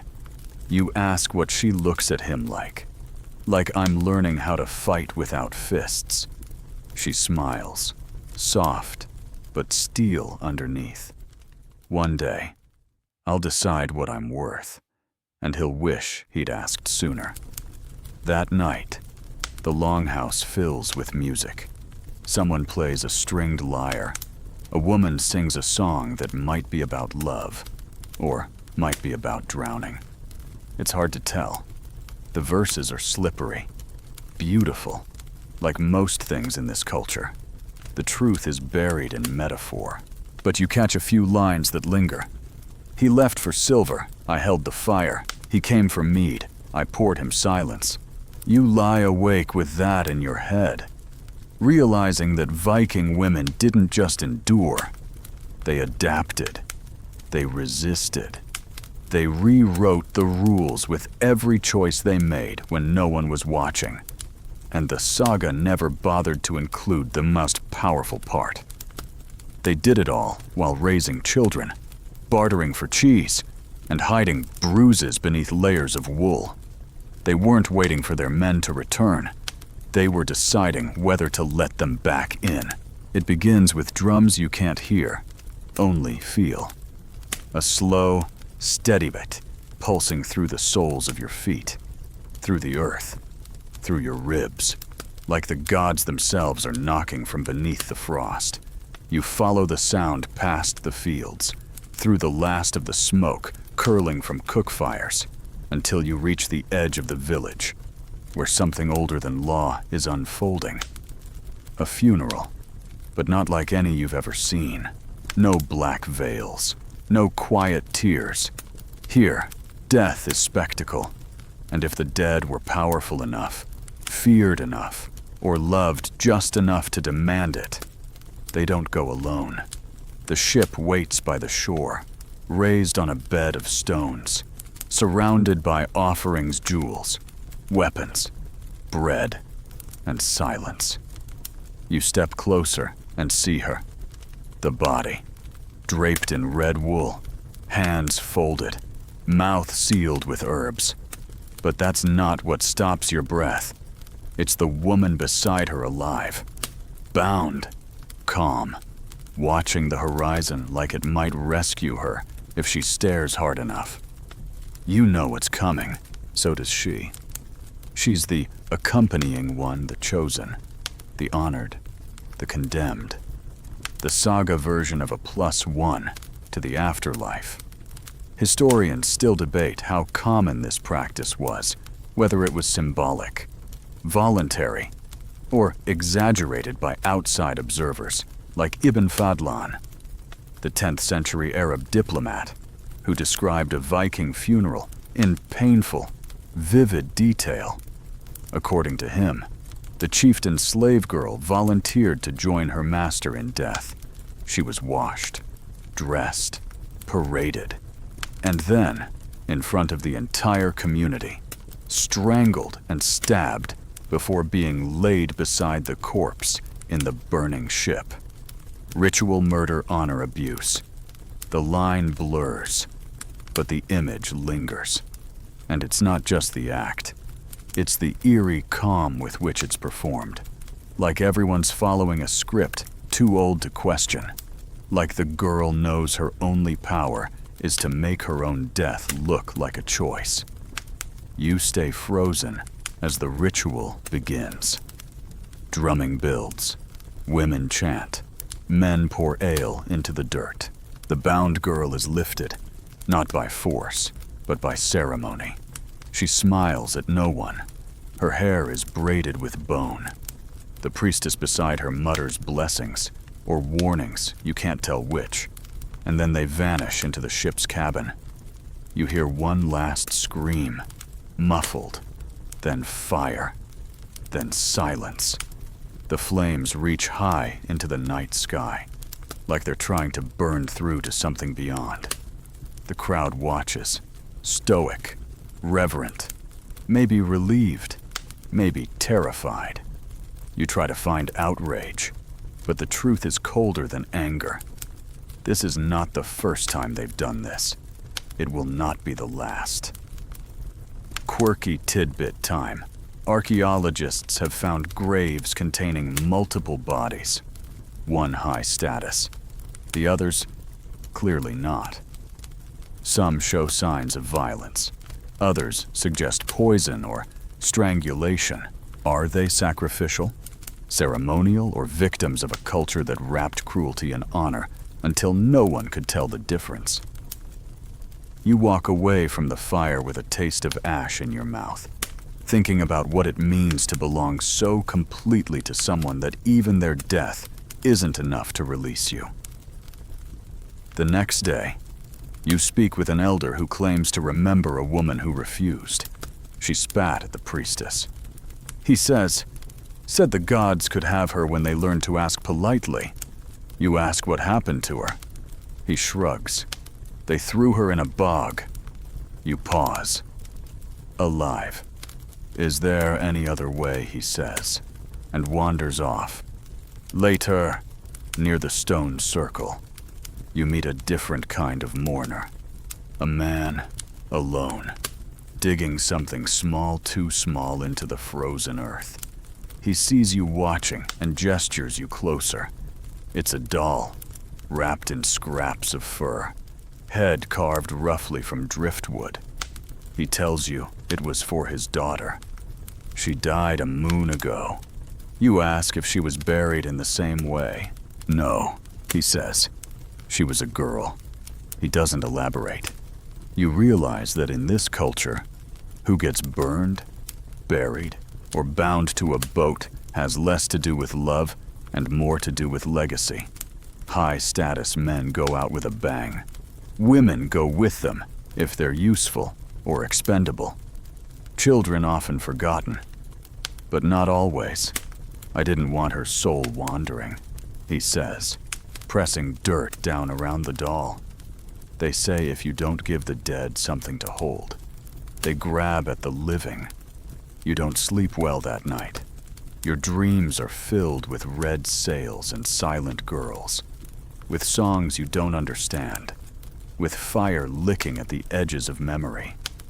When you wake, it's to the sound of a different kind of mourning. Laughter. Real. Warm. Almost shocking.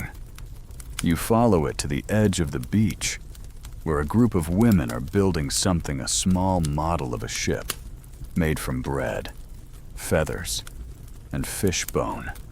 They're giggling like children. You ask what they're doing. Sending a man to sea, one says. Without the mess, it's a mock funeral. A symbolic send-off for a man who was terrible in life, but too connected to curse outright.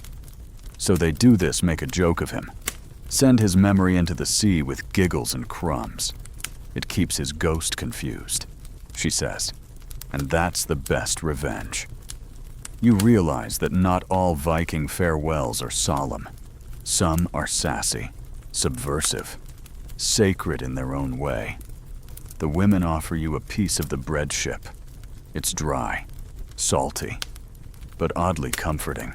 You eat it slowly, staring at the sea, wondering how many people were mourned for real and how many were sent off with sarcasm and fire. Because if Viking sex and love were tangled with power and shame, then Viking death was tangled with legacy and fear. Not fear of dying, but fear of being forgotten, or worse, misremembered. That's why the rituals mattered, why they were repeated, why they were brutal. Because in this world, your afterlife depends on the living, on how they bury you, burn you, or bind others to your name. And sometimes, the best you can hope for isn't peace. It's poetry. It's someone carving your name into a rock, or whispering your story by the fire. Centuries later, so you don't vanish completely. You walk back through the village with that thought in your chest, like a stone you can't swallow. And you understand now why they built graves like boats, why they sang while setting people on fire, why some women smiled on their way to die. It wasn't madness. It was message. The only message that mattered. Remember me, even if you get it wrong. It starts with a shiver not from the cold, but from the strange quiet that has settled over the village like fog. You feel it before you notice it. The laughter is lower, the song slower, and when you ask someone why, they just nod toward the small wooden chapel perched awkwardly at the edge of the settlement, as if even the builders didn't quite trust it yet. Christianity has arrived, and it smells like incense, sounds like Latin, and feels like an apology no one really wants to make. You step inside the chapel, and everything feels wrong.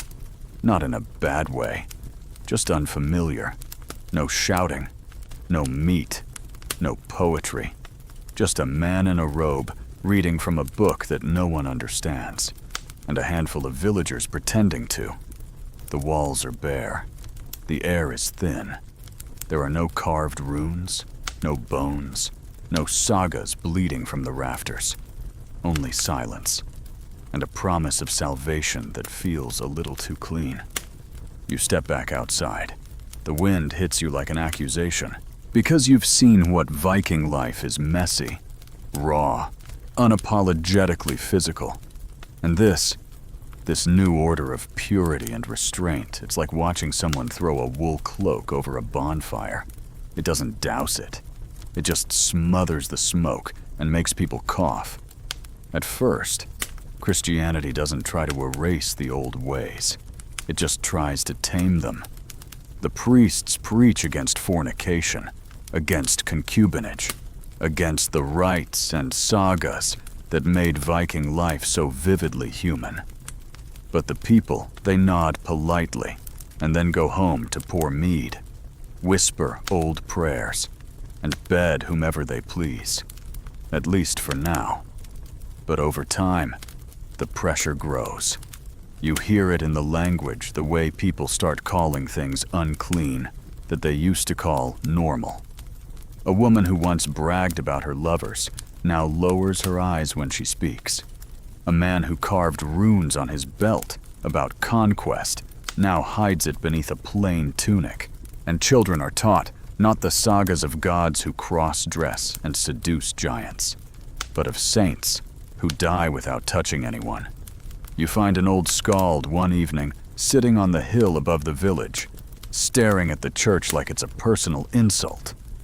"They call our poems sinful," he mutters. "Say words should only praise one god now."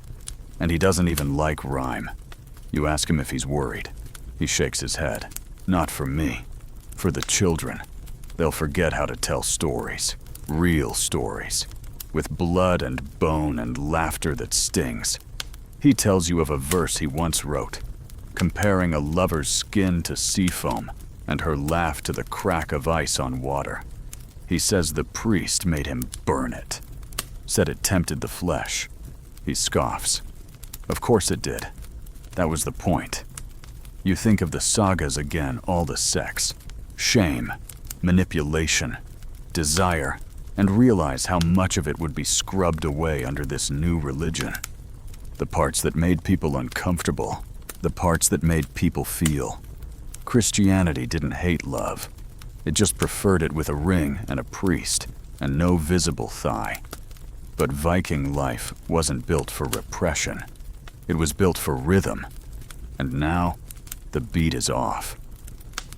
Quirky tidbit time, some Viking chieftains converted not because they believed, but because it was politically smart. Christianity brought trade, authority, literacy, and the weird foreign habit of writing down contracts instead of just killing people who broke them. You walk through the village as dusk settles, watching how the old and new clash. A woman hangs a cross next to a carved Thor's hammer. A man prays before eating, then tells a joke about a goddess who seduced a bear. Everyone's hedging their bets, including the gods. You overhear two boys talking about Loki. One says he was cast out because he was evil. The other says it's because he broke too many rules. You realize they're not sure what's true anymore. Loki is starting to sound like the devil, Freyja like a fallen angel. And Odin, he's slowly fading into a confused tangle of myth and heresy. You find a woman behind the chapel, plucking herbs from the earth. You ask if she's a Christian. When they're looking, she says, "And when they're not, I still sing to the moon." She replies. She listens better. You sit with her a while, and she tells you about the changes, how women are told to cover more, speak less, submit, how the old rituals for fertility are now labeled sin. "But I still make the tea," she whispers. "I just call it medicine." Her eyes twinkle. The gods don't mind new names. It's the men who get nervous. That night, a priest gives a sermon about purity, about how the flesh is weak and desire must be tamed. He quotes a passage about hellfire and temptation. No one moves. No one dares to meet each other's eyes. Afterward, the village is quieter than usual. You hear less laughter, fewer verses. But in the barn, two teenagers still kiss behind the hay. In the kitchen, an old woman still murmurs a love spell over a pot of fish stew. And by the river, someone has carved a rune into a stone that simply says, "He touched me. I lived." You realize the old ways aren't dead. They're just changing form. Like smoke, like song, like the sagas themselves. You lie down that night under a sky full of stars that haven't changed at all. And you think what the church tried to erase wasn't just sin. It was story.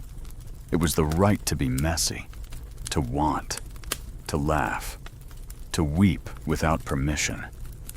And though the church may have brought peace, it also brought a silence that feels unnatural, because Viking sex wasn't pure. It wasn't polite. It was raw, tangled, full of shame and pride and contradiction. In other words, it was human, and no altar in the world can scrub that out completely. Not when people still whisper, still touch, still remember. Because Even if you forget the names, you never forget the fire. It starts with a scratch, not on skin, but on stone. You run your fingers across the side of a weathered beam near the smithy, where the grain of the wood has been carefully carved into what, at first, seems like a simple geometric design. But then you tilt your head, look again, and suddenly the lines don't look like lines. They look like hips, curves, legs spread like the wings of a raven mid-flight. And you realize, with a little gasp, that some cheeky soul centuries ago hid a bit of erotica in plain sight. Welcome to the secret verses of the Sagas, the ones scholars still trip over and argue about. The dirty jokes hiding behind grand battles and family feuds. The double meanings tucked between lines of alliteration and bloodshed.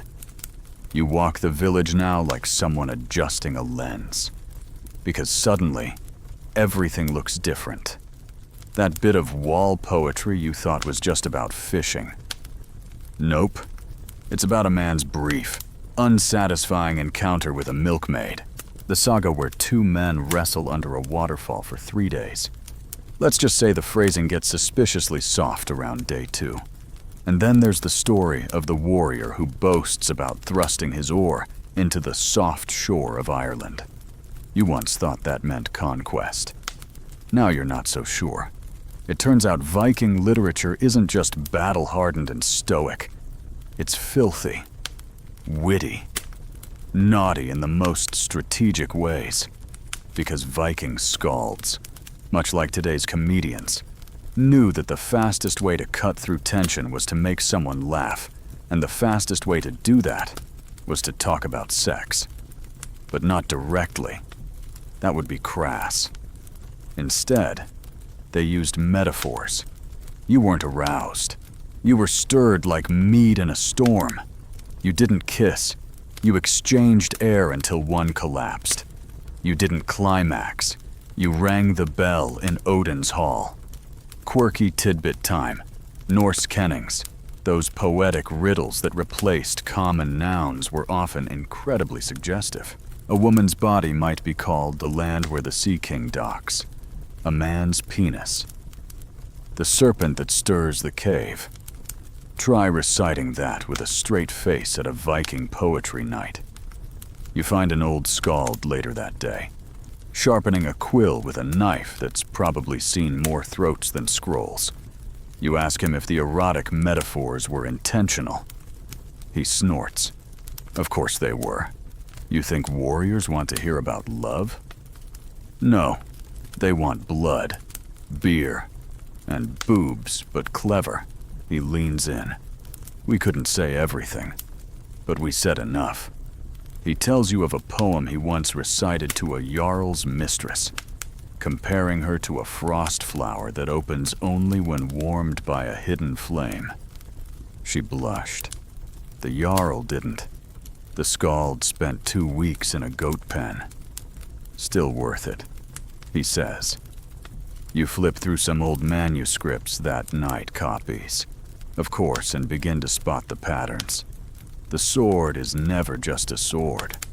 The shield wall is rarely a formation, and drinking from her cup as well. Let's just say it's not about hydration.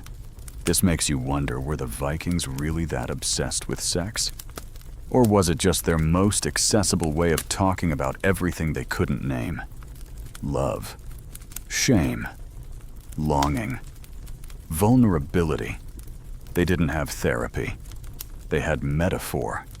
They had verse.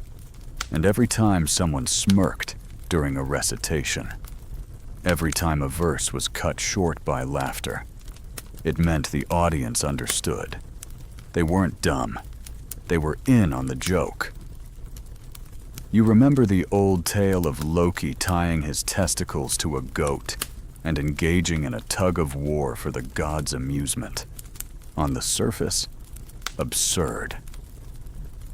But beneath a commentary on humiliation, on control, on the sheer chaos of divine and mortal desire, Loki is the god of many things.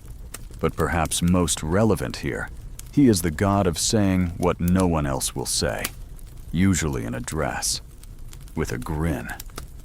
You ask someone the next day if the erotic verses ever caused scandal. Not if they were good. They say, if you're going to be filthy, be funny. You wander through the village again, this time reading carvings with new eyes. On a wall beam, here rested Haldor. Thrice in a day, none to complain. Underneath it, scrawled in a different hand, except the wife. On a barrel, mead stiffens courage, but not the right parts. On a stone near the well. Better to fall into bed than battle. These aren't just jokes. They're release valves. In a culture built on honor and stoicism, laughter was the only socially acceptable form of softness.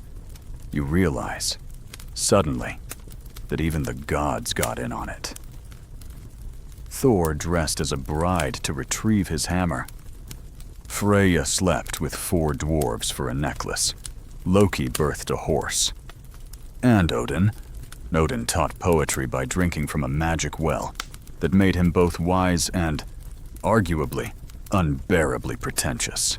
If divine masculinity could bend, flirt, moan, and manipulate, why wouldn't mortal masculinity do the same? Maybe the erotic spirit wasn't a deviation from Viking values. Maybe it was the escape hatch. You overhear a young man trying to woo a girl near the bakery. He says, "Your lips are sweeter than fermented rye." She glares. "Try again." He pauses. "Your voice makes me forget my sword." She grins. "Closer." He finally says, "I'd trade a boatload of silver just to hear you laugh at me." And she does. They walk off together. No saga will record this, but it was poetry, nonetheless.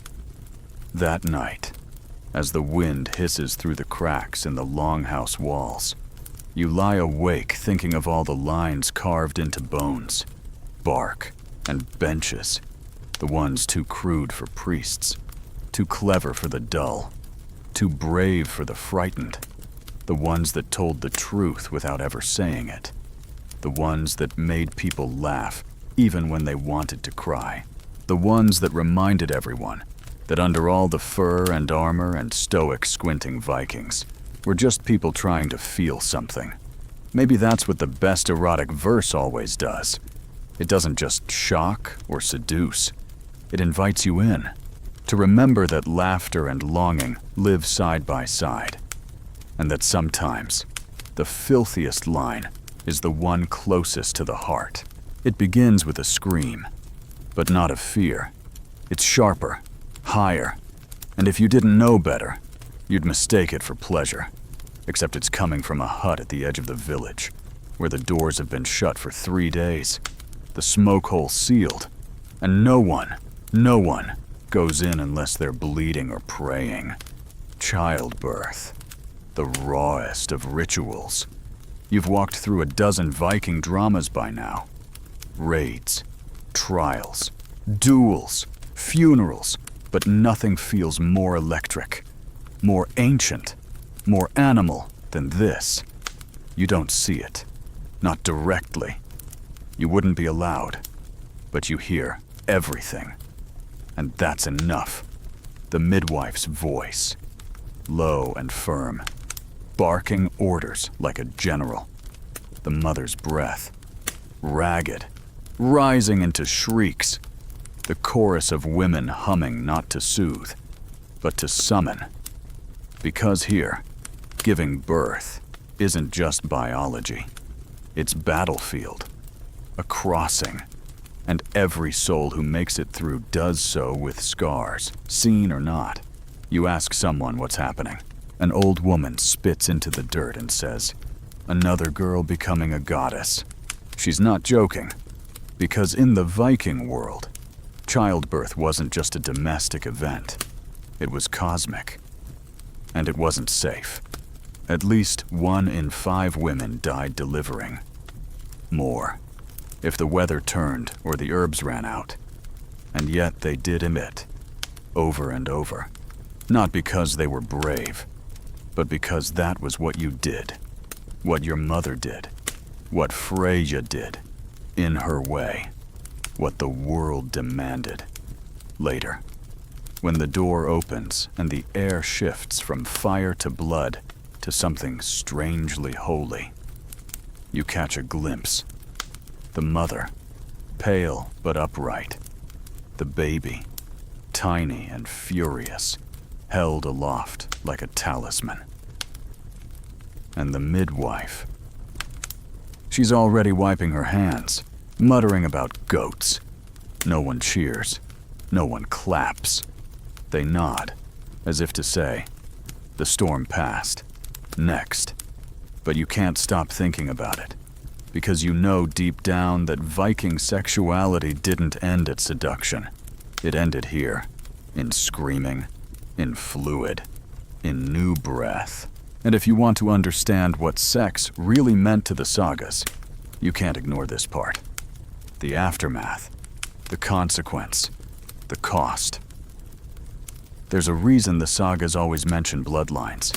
Why warriors boast of sons. Why lovers ask not just for a knight, but for legacy. Because sex wasn't a fling. It was fate. And if you got it wrong, it wasn't just your pride on the line. It was your clan, your farm, your future. You walk the village and begin to notice the layers you missed. That girl feeding chickens. 3 children by 3 fathers. No shame, just efficiency. The boy carving runes into driftwood. Born from a woman who never married, but taught him to speak in verse. The elder weaving wool with fingers warped by age.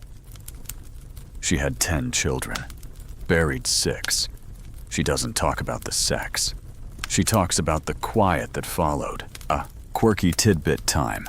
Viking law made a clear distinction between children born within marriage and those born outside it, but both could inherit. Under certain conditions, that flexibility meant women had more power than we often imagine. Power to raise a child with or without a man. Power to name, to claim, to shame if needed. And sometimes, they used that power like a blade. You hear the story of Inga. She was courted by 3 brothers, slept with all 3, got pregnant, named the child after none of them.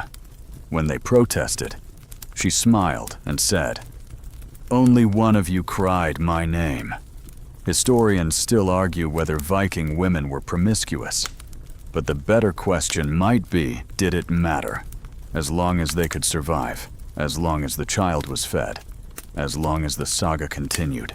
You find another woman by the river, washing cloth with a rhythm that feels like prayer. You ask how many children she has.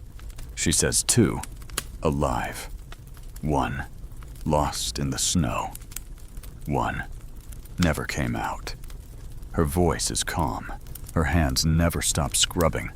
"We don't name the ones who stay in the dark," she says. "But we remember." You ask if it makes her afraid. She pauses, afraid to have more. She smiles, always, but the fear is smaller than the love. She wrings the cloth, and love is smaller than the fire. You don't ask what fire, you just nod, because you feel it too. That low, endless flame beneath every conversation in this village. The fire that births children, burns ships, warms bones, and sometimes eats them. That night, someone recites a poem about a woman who gave birth while her husband was away at sea. Alone, in a hut, with only the wind to scream to. When he returned, he found her asleep on the floor, baby beside her, blood still steaming in the straw. He knelt, kissed her feet, and promised never to leave again. She told him, "Next time, I might not wait." The crowd laughs, but the laughter is tight, uncertain, because everyone knows that story has happened, will happen again. You hear another poem, this one older, rougher. It tells of a child born from an affair, raised in silence, then revealed at the thing, with a verse so clever no one dared deny the boy's blood. He walks like his father, someone had said, but fights like his mother. And that was that. A legacy reborn in metaphor. Because even when truth is dangerous, poetry is safer. You realize, slowly, that Viking sex wasn't private. It was public in the most intimate ways. A whisper could become law. A birth could become leverage. A body could rewrite a family's name. That's why women were feared. Not just for their beauty, or their cunning, or their sharp tongues, but for their ability to change the entire future with one night, one breath, one scream. You return to the hut in the morning. The mother is gone resting. You're told the baby is swaddled and fussy. The midwife is already with someone else. Life doesn't pause. It doesn't pat you on the back. It simply moves forward, dragging you behind it. But you carve a small symbol into the dirt anyway. A rune for strength, for fire, for the scream that birthed not just a child, but a future. Because in this world, every woman is a saga, and every baby is proof that desire is never just desire. It's destiny. It begins with silence, not the soft, comforting kind, but the kind that feels full of things unsaid. You walk through the village as dawn stretches over the mountains, painting everything in that shy golden light that makes even goat dung look noble. And for the first time since you arrived, you hear nothing. No laughter, no gossip, no poetry, just the scrape of someone sharpening a blade, and the whisper of wind through frost-brittle leaves.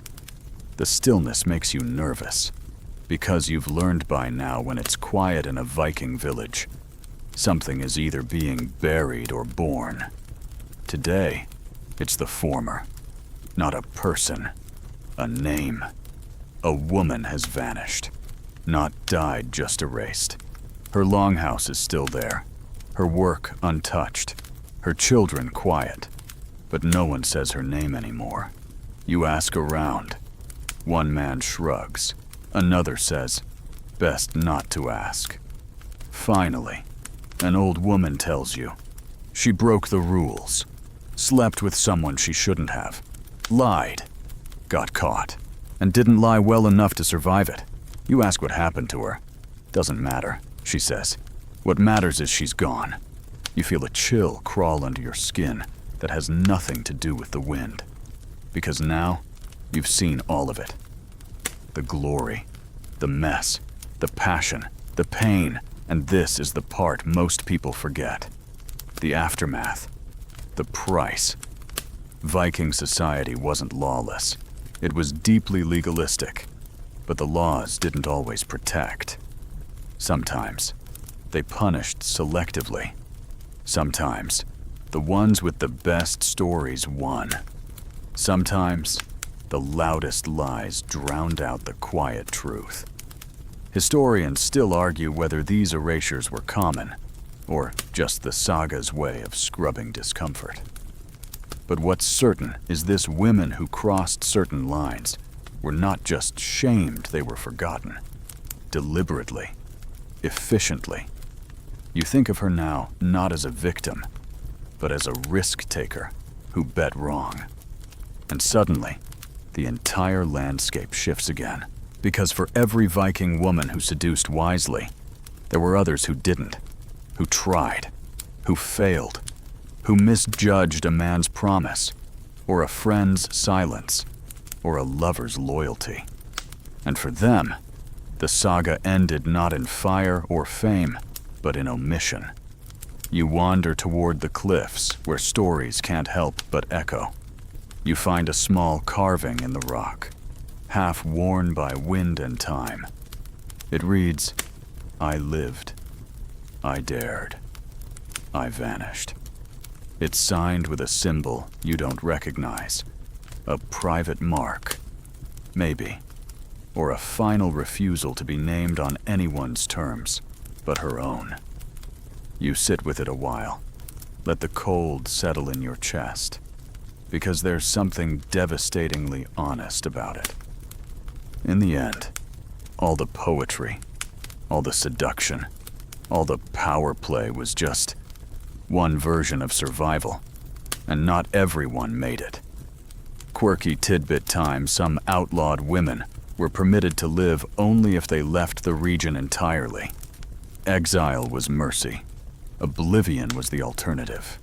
And for those exiled, their stories sometimes made it into song. But more often, they faded into whispers, carried by wind, remembered only by children who weren't supposed to speak of them. You return to the longhouse one final time, where the fire is already dying. A few people still linger, telling stories, laughing softly. A man boasts about a girl who once challenged him to a verse duel and won by calling his manhood a winter worm. Another woman cackles about a wedding night that ended with the groom locked outside, pants frozen to a fence. You smile, because the stories still matter, even the ones with bruises, especially the ones with laughter. But what you carry with you now isn't just those tales. It's the echo of all the others, the ones carved into benches, whispered in corners, buried with the women who lived them. You lie down by the hearth, close your eyes, and feel the stories settle around you like fur. And so we begin to slow. Let the fire dim. Let the air soften. The drumbeat of blood and bone and saga fading now to a hush. The longhouse stills, but it doesn't sleep. It remembers. Because history isn't written in stone, it's kept in the warmth of things once whispered, in the shape of a name half said, in the pause before a verse ends. You breathe deeper now, slower, letting the flicker of torchlight behind your eyelids dissolve into night. Outside, the stars resume their cold watch, and in the quiet, a final truth lingers. Sex, in the Viking sagas, was never just about bodies.